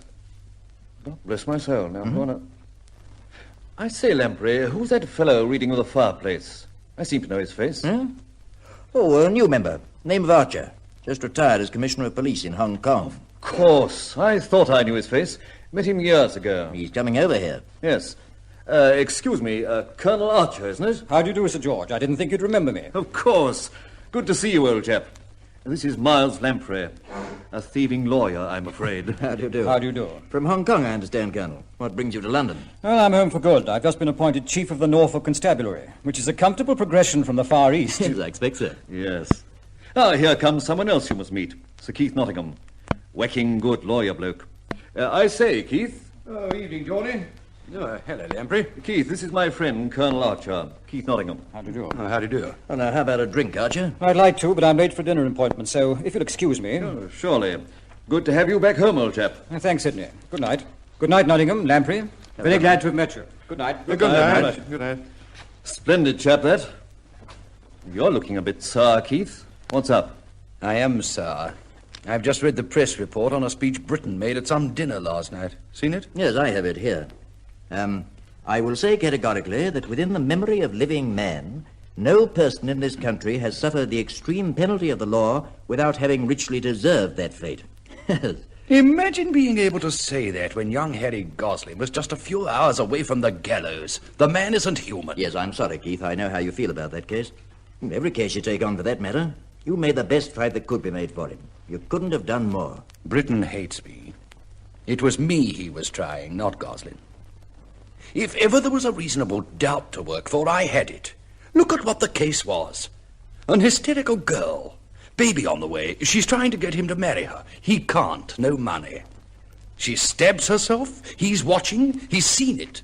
He's faced with that awful fact. The dead body. What can he do? He panics. He dumps it in the canal. Poor youngster. We all know what panic is, but not Britain. He worked harder on that point than the Crown, played it as if he were pleading. And he allowed the boy's past record to be brought in on the damnedest technicality. Yes, he did. I argued those points with everything I had at the appeal, and for 2 hours last night with West at the Home Office. Perhaps you forgot to call him Major. Oh, West wasn't so bad. He's hog-tied by advice from the bench. It was judicial direction I was up against. I couldn't beat that. Britain wanted a conviction, and he got it. And he made it stick. Keith, I know how badly you feel, but you must admit old Britain knows his law, and he's pretty thorough. I believe he lives for the law. There's nothing else he cares about. How can you administer law without one spark of human kindness? Emotion and the law. A painful combination. Emotion and the law. They are inseparable. I couldn't help hearing that remark, Nottingham. What? Oh, hello, Britain. It's a most dangerous theory. Sir Francis, you and I both follow the profession of the law. We have that in common, but we have little else. I do not believe that ours or any criminal law can be an unfailing pilot of justice. Mortal laws are administered by mortal men. Neither is infallible. Till the day I die, I cannot and will not leave my heart in the robing room. Very aptly phrased, Nottingham. But I have not at any time, as you imply, claimed that the criminal law is an infallible instrument. This, however, I will claim, that in this country it approaches as near perfection as is humanly possible. The law is always right. Always. I believed this. Believed it with all my heart. And soon, sooner than I imagined possible, my belief was to be tested. It began that very night, that very hour. The club porter told me a man insisted on talking to me, a stranger. I would have refused, but the name he gave awakened an unnerving echo from my past life. The man gave the name of Teal. Teal's my name, Sir Francis. T-E-A-L. Teal? Yes, Sir Francis. It should be familiar to you. I've never seen you in my life. No. No, of course you haven't. I've seen you, though. Many times. I saw you recently in your court, passing another sentence of death. The hanging judge, eh? I think I must ask you to go. Oh, no, Sir Francis, you can't do that, not to me. I've such a lot to say to you. Do you remember the name of Teal? That's my name. And remember this? This signet ring? You surely remember that. We can't talk here. Oh, I quite understand. It's not wise for you to be seen talking to me in your club, is it? Much better if I came to, Moxton. Eh, Mr. Bainbridge? What's that? What do you know of Moxton? How the devil did you know about Bainbridge? That's quite a little story. But it would be much better to talk to you there, wouldn't it? Well, as you seem to know the whereabouts of my house in Norfolk, and my incognito, heaven knows how, well, you'd better come there. I suggest Friday, the day after tomorrow at 9 in the evening.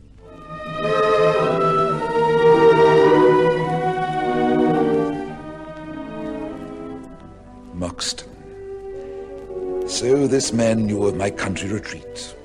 Even knew the name I used, Bainbridge, to hide my true identity in that small Norfolk village. I hoped he didn't know anything about my servant, about Mary Reddish. Oh, it's good to have you back at Moxton, Freddie boy. I've missed you, you know, dearie. I've missed you too, my dear. I'm glad. Come on, drink up your tankard of port and... I say, is this the old tankard I bought in Sutton Thorpe? The same. I shined it up for you with something the jeweller sold me. You like it? Thank you, my dear. Oh, the peace of this place. Thank God for it. And for you, my sweet. I suppose it does make a nice change after teaching all those little boys in wherever it is your school is. Mary, I've told you not to Oh, ask. I don't mind where it is as long as you come back to me. More often, though, I should like. Must you really work tonight? You don't usually when you come to Moxham. I'm afraid I must. Otherwise, I wouldn't have asked you to go home early tonight. Oh, Freddie, darling, surely... No, Mary, my love, really, you must go. It isn't just ordinary work I could put off until tomorrow. To tell you the truth, a man is coming to see me, and I must talk to him alone. It's a confidential matter. He's a poor fellow who's out of work, and I want to help him. So do run along. Well, all right, if I have to. I'll see you in the morning, my dear.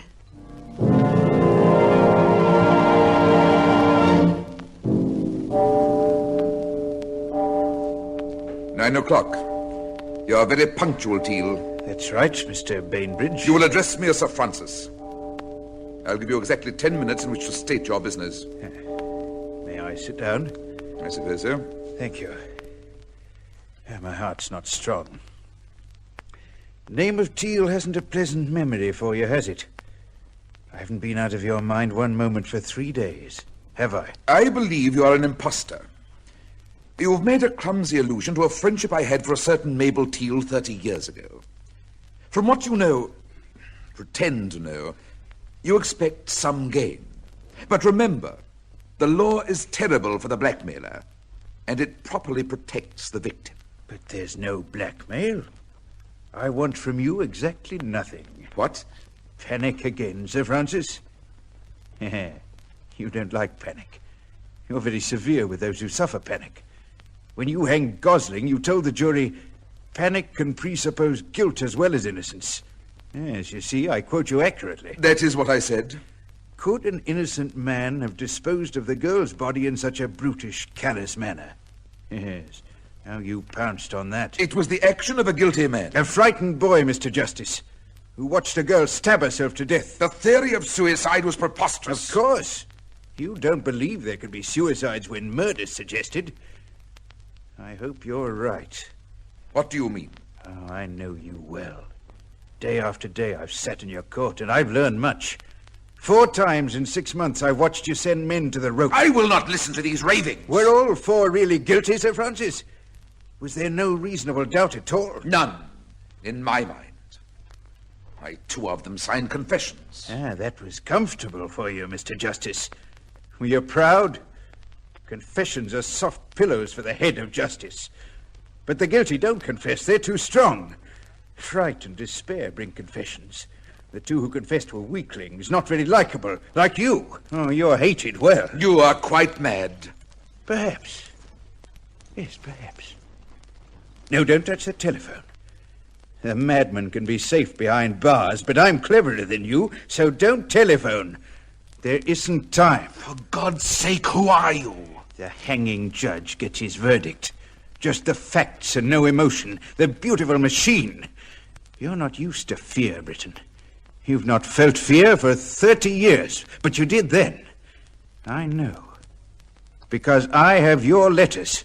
Look, here they are, squalid, fearful letters of a coward, written to Mabel Teal, who was my mother. No.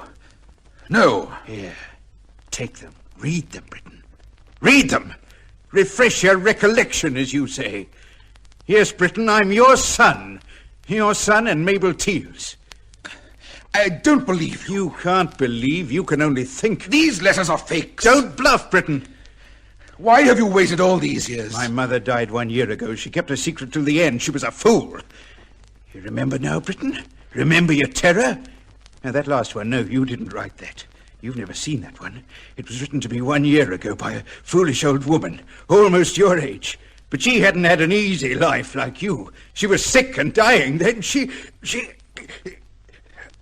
Oh, Lord, my heart. Not yet, please. God, not yet. What is it, man? Your heart. What can I do? There's a capsule here. Yes. Yes, take it. Here, drink this brandy. No. I'll be all right in a minute. Does this thing often happen?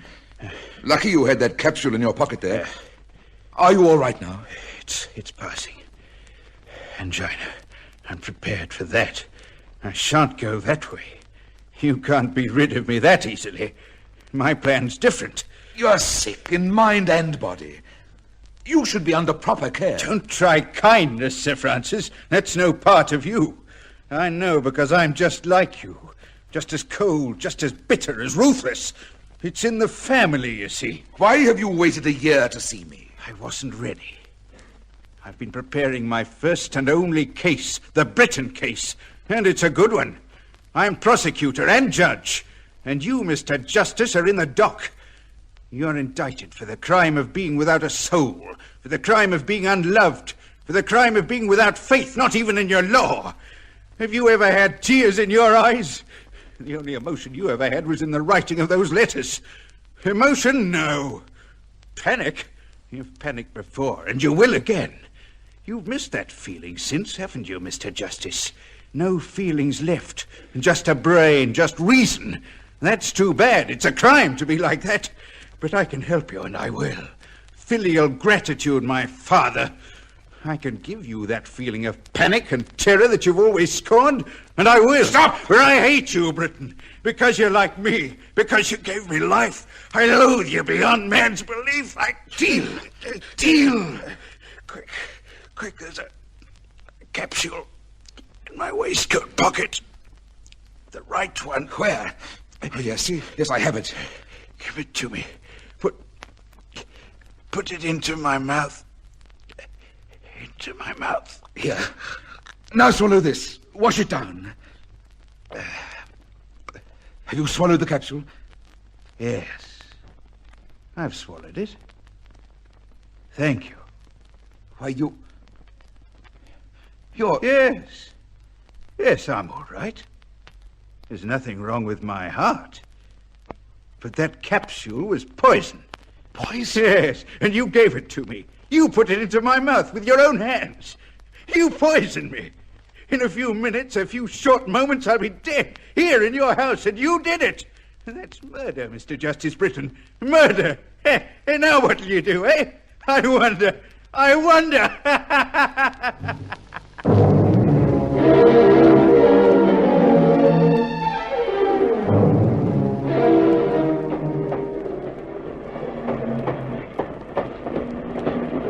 Headlines in every paper.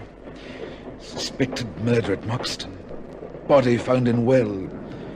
Police seek mystery man Bainbridge. Well, I arrive back in London, they'll never imagine that... Why, hello, Britton. What? Oh, why, Ronald Pond. Well, Didn't expect to see you on this train. Ah, reading this Moxton murder case, eh? Looks like a blackmail job to me. I remember I once defended in a rather similar case. I doubt if it's blackmail. Probably with the victim's heart weakness, it was natural causes. Oh, no. Even in fiction, heart attacks aren't timed to occur conveniently on the parapets of wells. Anyway, I've seen no mention of the dead man having a weak heart. I seem to remember something to that effect. When is the inquest? Friday, I believe. There's no autopsy report on the body yet. I say, you'll be on circuit in the autumn, won't you? It'd be interesting if you had to try the Bainbridge case, wouldn't it? It would be, Pond. Very interesting.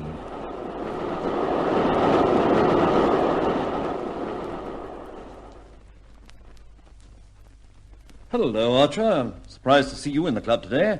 As Chief Constable of Norfolk, I thought you'd be up to your eyes in this body in the well business. So I am, Sidney, so I am. I'm in London now to confer with Scotland Yard about it. I'm pretty sure this missing man, Bainbridge, is our murderer. Tell me about him. Nobody seems to know much about him in the district. He's a school teacher, only goes there on vacations. He had a rather unsavoury reputation as far as his servant was concerned. What about this fellow Teal, who was found in the well? Another mystery man. We only know he was Bainbridge's first visitor ever. Disappeared the day he went to see Bainbridge. Found 19 days later at the bottom of the well. But death wasn't from drowning, no water in the lungs. And apparently not from bashing either. He only had superficial marks from the drop. We're still waiting for a post-mortem report on the stomach. What did you find on the body? I shouldn't do this, but... Well, look at these photostats. They were found in a sort of secret pocket in Teal's coat, wrapped in oilskin, so they're not too badly damaged. First one's a copy of a birth certificate. Notice the parents' names. Francis Mabel Teal. Frederick Bainbridge. Well... And the date. Some 30 years ago. About Teal's age, according to the doctor. The others are photostats of a series of letters about the same period, and they tell a sordid little story. All from Bainbridge to a woman Teal. Love letters first, then a couple expressing shock at the news that she's expecting a child. Then annoyance when she apparently told him that she wouldn't do anything to prevent it. And finally, a week later, this. My dear Mabel, I am shocked and surprised. I must repudiate all responsibility, and so on, so on. I think it would be undesirable for us to meet again. Sincerely, F.B. Dirty dog. I see why you want to find your elusive Bainbridge. Swine. Was he questioned at all between the time Teal was reported missing and the finding of his body in the well in Bainbridge's garden? Oh, Lord, yes. I went to see him myself. What's he like? Rather fine-looking chap. Rising 60, I should think. Acts like a man used to authority. Rather truculent. Following day, he disappeared, and we can't find any trace... Good Lord. What's up? Look. Coming into the club now. Hmm? Oh, that's Sir Francis Britton, High Court Judge. But... Haven't you met him? I'll call him over. Oh, Judge... Oh, hello, Sidney. This is Colonel Archer.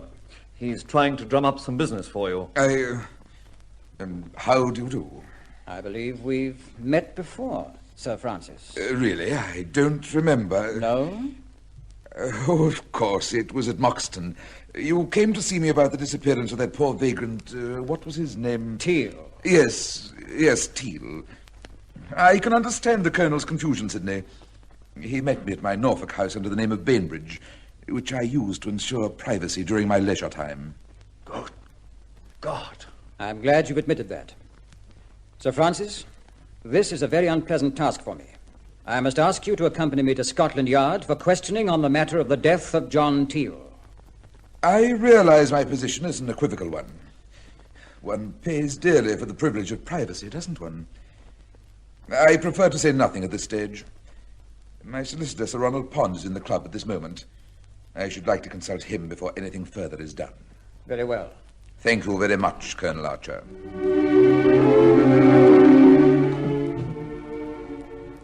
Thank you very much, Major West. I appreciate your cooperation. Well, it's quite all right. I'll be round straight away. Yes, thank you. Goodbye. Well, Francis, we've dodged a rather ugly situation rather neatly, I think. West at the Home Office has just promised that the police will hold their hand as far as you're concerned, for the time being. Hold their hand? Damnation, Pond, you talk as if there were a case against me. Now, steady, Francis. I realize you're innocent, but since you admit you're Bainbridge, there is a case against you. How strong, we don't know.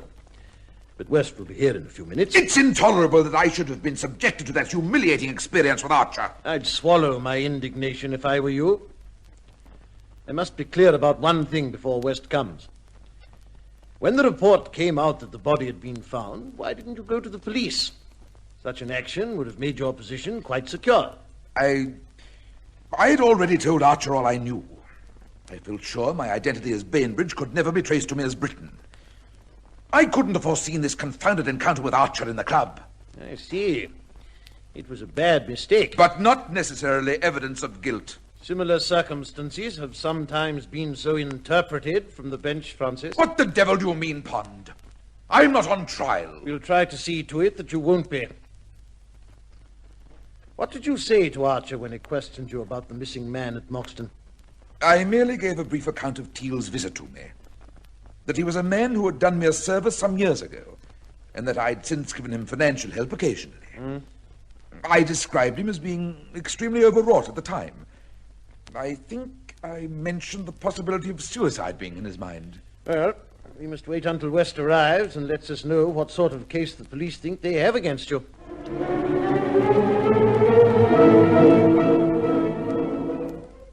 There's no question, Britton, that the police have a sort of case against you, Bainbridge.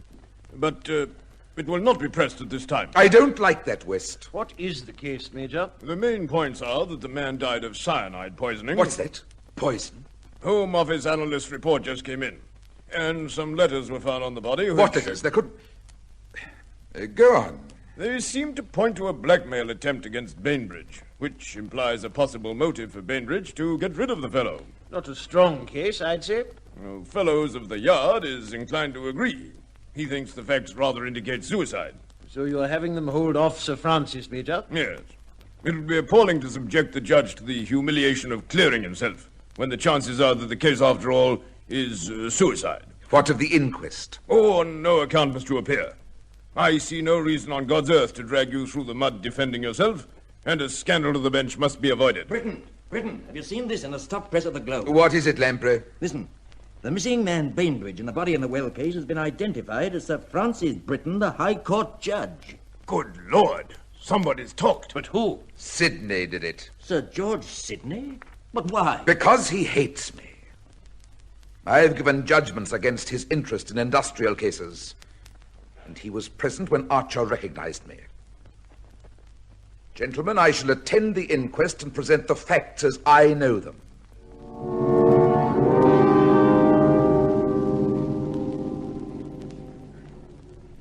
This is the BBC. Here is the special news bulletin. In the House of Commons, the Prime Minister has offered time for a debate and a free vote on the question of the removal of Justice Sir Francis Britton from the bench. The motion for Britton's removal was vehemently proposed by Sir George Sidney. The date set for the debate in the House is the day after tomorrow.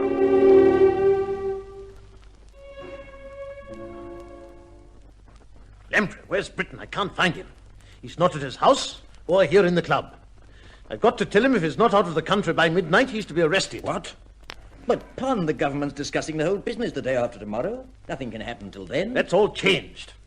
The Britton case is open again. Good Lord, but he can't run away. He must stay and fight it. The police have a strong case. I've discovered off the record that they found some cyanide crystals on the carpet in his house at Moxton. He's got to get out of the country. I've withdrawn his securities from the bank, got him a place on the 11:30 plane for Amsterdam, and his passport is in order. I've had this flight in mind since the first sign of trouble. But if Britton runs away, his career's finished. Besides, they can always extradite him. His career's over anyway. But he can rest assured that once he's abroad, they'll let him alone. They won't want to wash any High Court dirty linen in public. So there you are, Pond.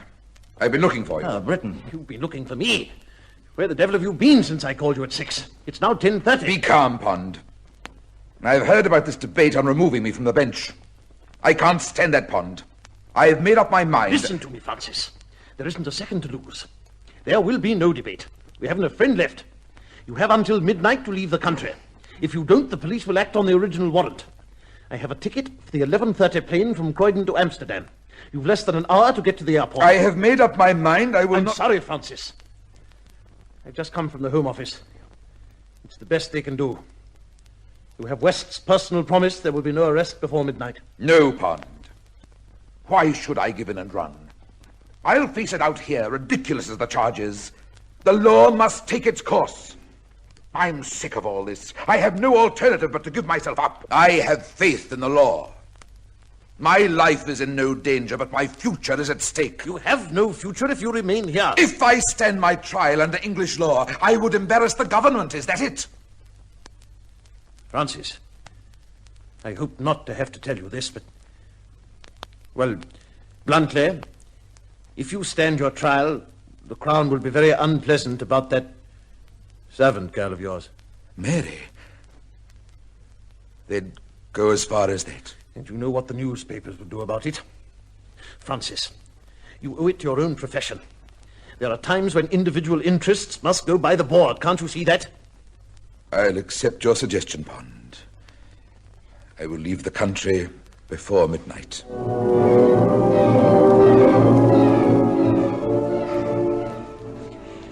So there it is, Sidney. We've got a complete case against Britain. A prima facie case of poisoning. Definitely not suicide.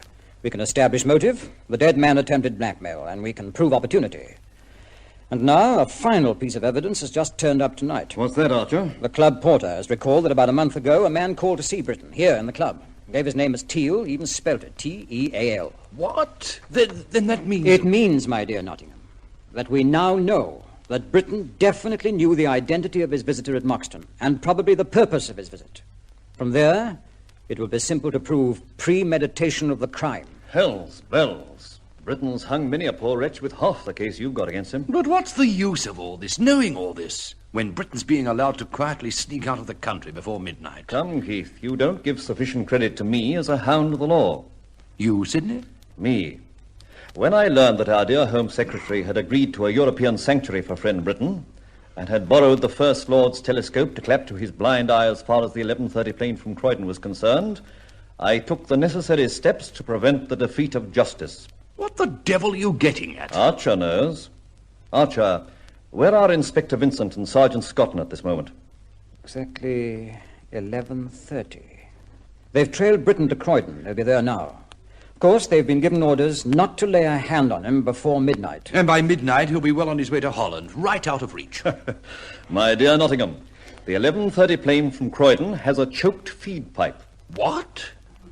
How do you know? I'm not a director of Imperial Airlines for nothing. It takes a devil of a long time to unchoke a feed pipe. At precisely 1 minute past midnight, Sir Francis Britton will be arrested at Croydon Airport for the murder of John Teal.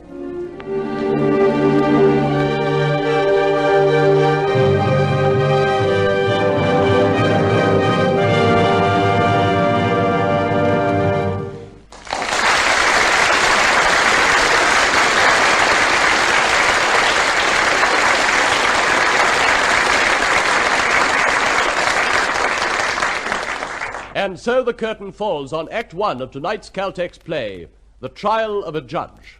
Next time you fill your tank with gasoline, fill up with new power, new performance, new economy. Fill up with Caltex Butane Boosted Gasoline. That's the gasoline made to take better care of your car's performance. Designed for today's faster pace. Caltex Butane Boosted Gasoline at the sign of the Caltex Star, where we take better care of your car. The Caltex Theatre now presents Kevin Brennan in The Trial of a Judge, Act 2.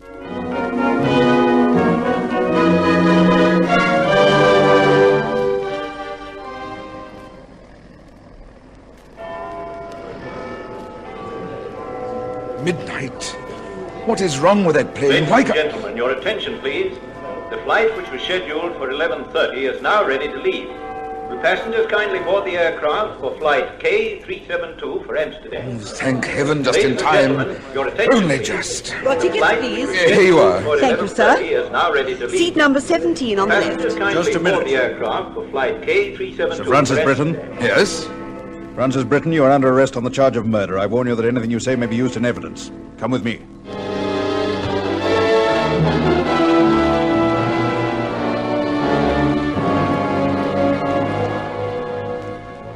Oh, Lord Pond, I'm tired. 3 days of this trial, it's been a load. Yes. Anyway, the Crown's finished now. Lemtre, what would you think Britain has on his mind to prompt him to send for us? A length of hemp rope, I imagine. We've waited a long while in this cold visitor's room. I hate iron bars and stone.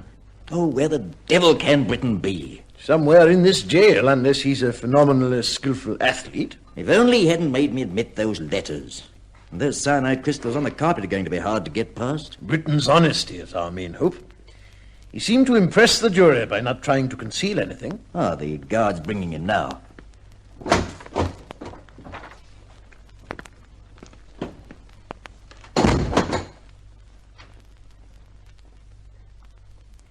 Hello, Francis.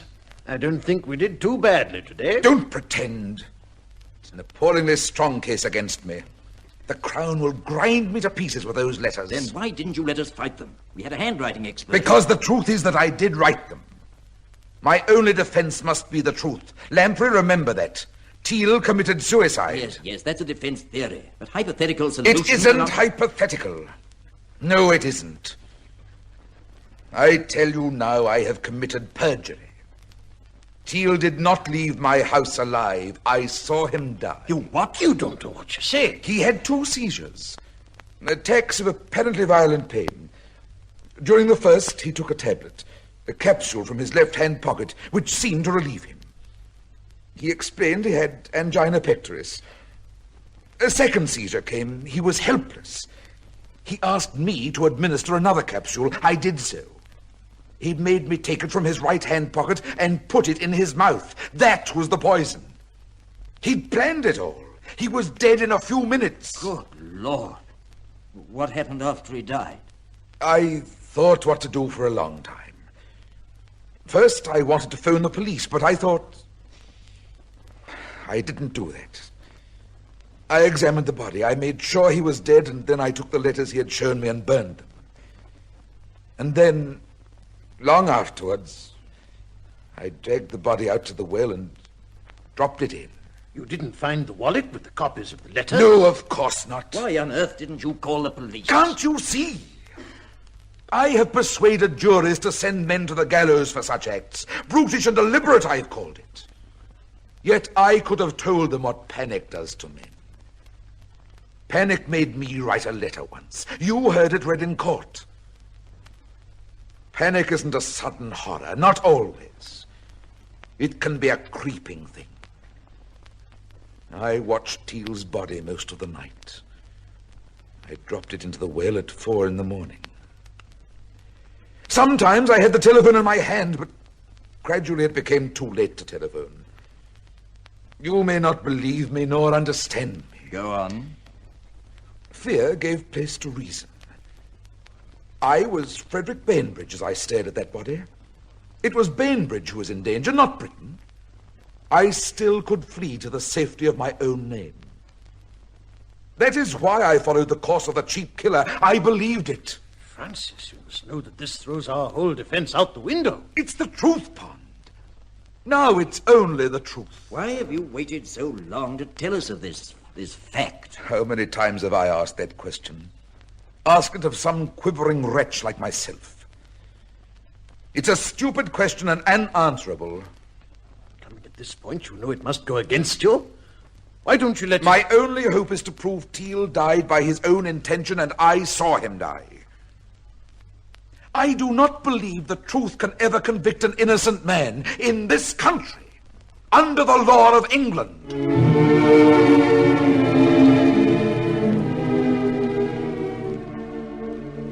Hello there, Nottingham. Sorry to ask you to meet me here at the club and then keep you waiting. Oh, that's all right, Sidney. Glad of a bit of relaxation. Prosecuting Britain has been a strenuous job so far. What kept you, anyway? Had to stop at Chelmsford to visit the laboratories of United Chemicals. That's why I want to see you. Well, what have I got to do with United Chemicals? Leading question, old boy. Bad examination. You should know better. Let the witness ramble on in his own inimitable way. Oh, Sidney, for heaven's sake. A bit edgy, eh? Is it possible that Britton's latest fantasy disturbed you, as it did me? You mean his story of suicide? Seeing Teal die? You think I used the right word? Fantasy? The right word, yes. I don't believe it, of course. But I'd rather not discuss this. You'd be wise to, my dear Keith. At any moment I may disclose a fact. And what lawyer can resist a big, succulent fact? What fact? First, an opinion that may interest you. I, for one, probably the only one, happen to believe Britton's story. What? You believe Britton? Yes. What guilty man could make up that fairy tale? I put the capsule into his mouth. That was the poison I didn't know. Those were his words, Keith. And he had to admit perjury to say them. Perjury, the lawyer's mortal sin. But no man like Britton could be a panic-stricken fool. Quoting Mr. Justice Britton makes you feel more secure, eh, old boy? Uneasy lies the head that's for the crown, eh? Keith, if you found out that one of your witnesses for the prosecution knew something vital to the case, something which had not yet come out in evidence, what would you do? Recall him tomorrow and produce the testimony. Regardless of the fact that what comes out might work for the defense? I am an officer of the court. I can withhold nothing, no matter what the result. Thank you. I was sure you'd say that. Lampreon Pond would have run away from it. Keith, here's your fact coming up. I know how the cyanide crystals got onto the carpet. How? Just a moment. Will you come in, please, Mary? Thank you, Sir George. Mary Reddish. Sidney, you're mad, tampering with a witness. What does she know? Mary, I want you to answer the questions I ask you, just as you did when we met at Moxton. In front of this gentleman, sir? Trust me. You do, don't you? Yes, sir. Good. Mary, how did the cyanide crystals get onto the carpet? They spilled when I was cleaning the mug. What mug? The big silver tankard that Sir Francis asked me to clean while he was away. What did you clean it with? Some stuff in a bottle that I got from Mr. Arnold, the jeweller. And what did he tell you about it? He said, it'll shine horseshoes, but don't give it to the cat. And what did he say was in the bottle when you went back yesterday and asked him? He said it was a solution of 1 in 8 of cyanide of... Potassium? Yes, sir. Did you tell him why you wanted the cleaner? Yes, to clean a silver mug. And what did you do with the bottle afterwards? It was empty, so I threw it on the rubbish heap. Your witness, Nottingham? Why didn't you tell us this before? I didn't know what was in the bottle. I didn't think it was important. And then I got to thinking, and I remembered what the jeweller said about the cat. Oh, sir, this might be bad for him. Everything I've said so far has been bad for him. Miss Reddish, you may have saved Sir Francis. You've certainly done him no harm. Here, go along and wait in my car downstairs. Go along. There's a good girl. Thank you, Sir George. Well, Keith, what are you going to do about that? I've got a job to do, and I'm out for a conviction. So speaks a lawyer with a heart. Would cyanide in solution leave crystal traces when it evaporated? A month or so later? Too bad for the Crown, Keith. It would. That's why I stopped at Chelmsford. I'm not a director of United Chemicals for nothing. I got our chief analyst to tell me that it would. And there's evidence that the solution was used on the mug. The mug, by the way, is downstairs in my car. This is extraordinary. It may get him off. But it could also be used as proof of possession of the poison. If the jury believe that girl, then Britton's acquitted. But if they don't, and she's about as tarnished as the mug you talk about, then Britain will hang, and perhaps she will too. I can only bring out her story in direct examination. Lamprey will leave her alone, of course. And that evidence is better for Britain coming from the prosecution. You clever swine. I'll telephone this jeweller. What's his name? Arnold. Bill Arnold. And he's downstairs in my car, too. If I'd been in Moxton much longer, I'd have needed a bus. You lazy lawyers. Can't find your own evidence.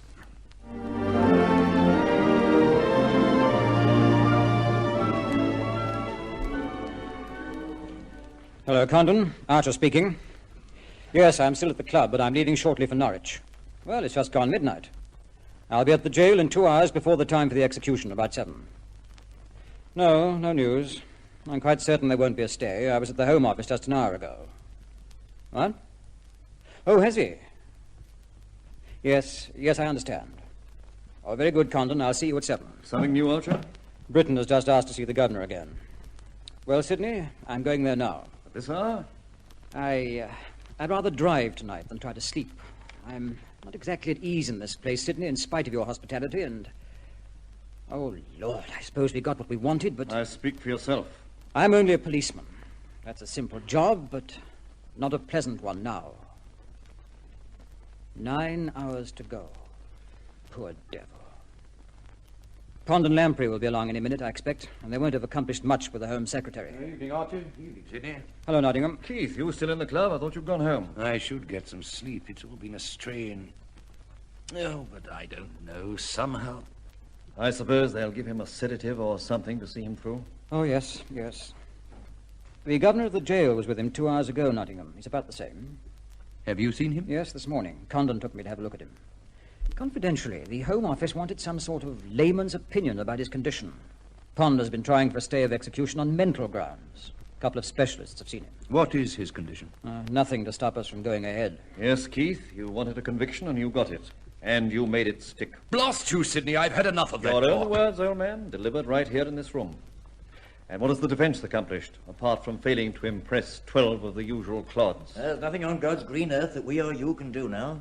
We may as well admit it. Oh, hello, Lamprey. Pond. No success? None. The end is only hours away. Well, my conscience is clear. I've done everything I could. I think we can both rest easy on that score. Oh, to blazes with you and your damned consciences. Don't forget, West lost his position as Home Secretary for trying to hush up the Britain case. Naturally, his successor isn't going to lead with his chin by granting a reprieve. I see, Lamprey. There's a letter or something in the rack for you. Oh, thanks. Must have come in since dinner time. Mind you, Sidney, Britain's being a judge has been against him all along. Any bricklayer or butcher would have stood a much better chance. Britain's being damned unpopular has fixed him. No petition to worry about this time. Let's face it, if we'd got a reprieve for him, there'd have been an outcry such as changes governments. Just as I thought. Another crank letter. I've had dozens of them.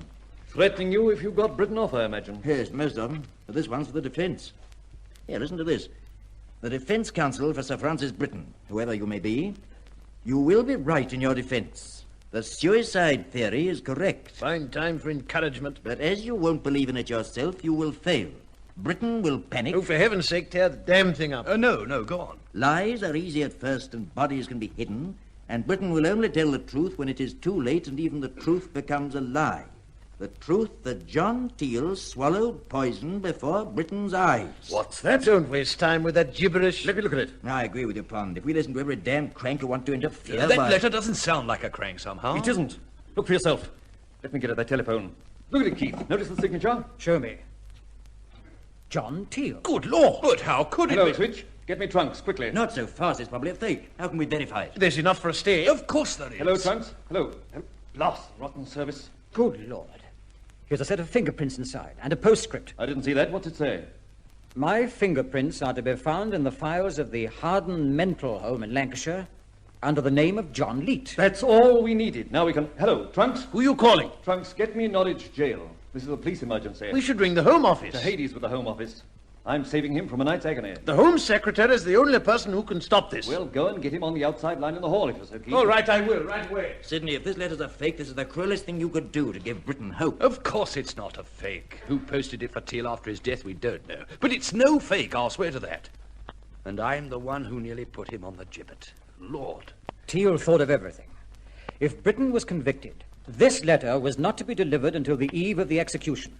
It's the most fiendish thing I've ever known. Our problem will be to find the Home Secretary soon enough. If Pond doesn't get on to him now... Hello, is that Norwich Jail? I'm Sir George Sidney. I want to speak to the governor. It's urgent. All right, but please hurry. Who did you speak to? The warder. The governor's with Britain now. Archer, take the phone. You'd better speak to him. The Home Secretary's on his way to the country. They won't tell me where. He left in his car half an hour ago. He's on the road somewhere. Archer, it's up to you. All right, we'll find him somehow. Hello, is that the governor? I'll put Colonel Archer on. Thanks. Hello, Condon. This is Archer. We've just received a letter which I believe genuine and which proves Britain's innocence. Yes, I know it's a matter for the Home Secretary. We're getting him. But whatever happens, hold off until... What? What? What is it? What's wrong? Just a minute. You can't mean it. Well, hold off till you hear from the Home Office. Archer, what's happened? Britain has just signed a confession. What?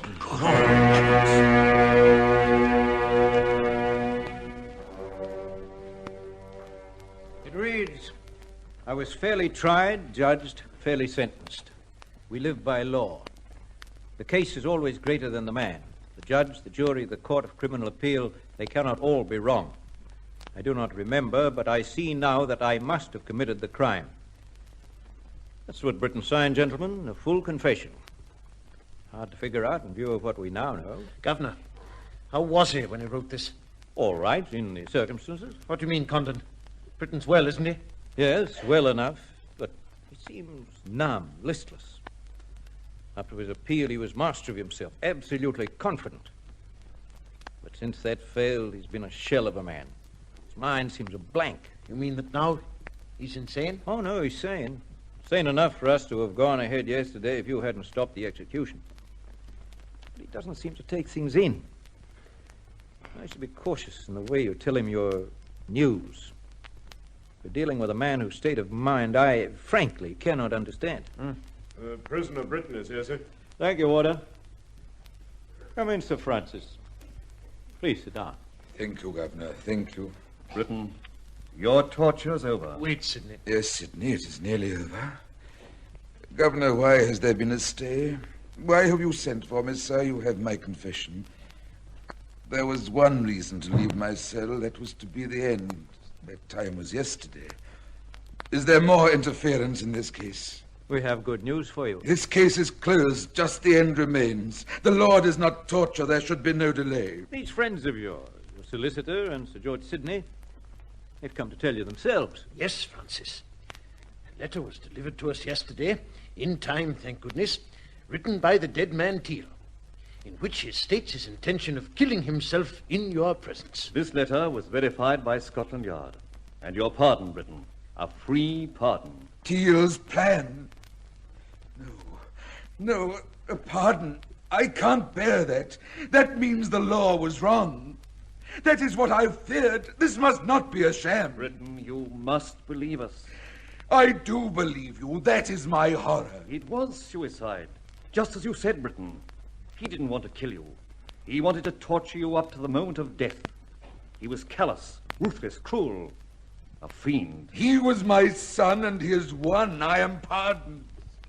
Even by law he is one. I am to live on. That's how he planned it, that I should betray everything I believed, by panic, lies, treachery, be fairly tried, condemned, and yet have no release. Britain, I know mistakes have been made, muddling all round shortcuts, but an innocent man's been saved from the gallows. Human feelings have had a chance. Isn't that justice? No! Human feelings have turned justice into a farce. Human feelings cannot be trusted. That's why we have the law. Better an innocent man should die than that the law be made a fake. The case is always greater than the man. I was fairly tried, rightly condemned. I signed my confession, one final lie. That would have been my secret. It would have set the pattern right. Instead, I am condemned to live. I wish that I were dead. My living makes a mockery of the faith I held. Teal has won. I have had judgment, and that judgment is denied me. Teal has won. I'm sentenced to live. Teal has won. Teal.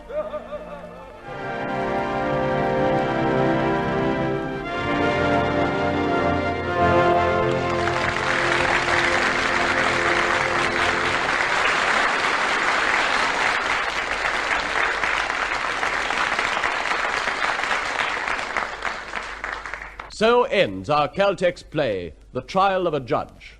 In a moment, we will give you tonight's cast and tell you about next week's presentation in the Caltex Theatre. The Trial of a Judge was adapted for radio by David Netheim from the play The Hanging Judge, written by Raymond Massey. In the starring role, you heard Kevin Brennan as the judge, Sir Francis Britton.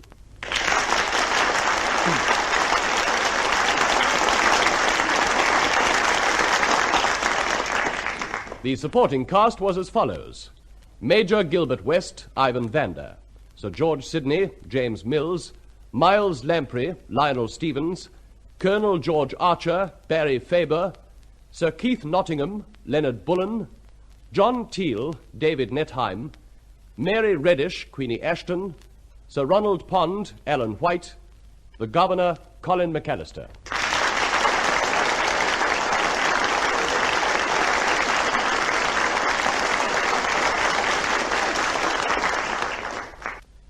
Now, this is your compere, Rick Hutton, bidding you good night. On behalf of your hosts, Caltex Oil, marketers of Caltex Super Gasoline and Caltex Gasoline, the world-famous RPM 1030 Special Motor Oil, and Marfac Lubrication.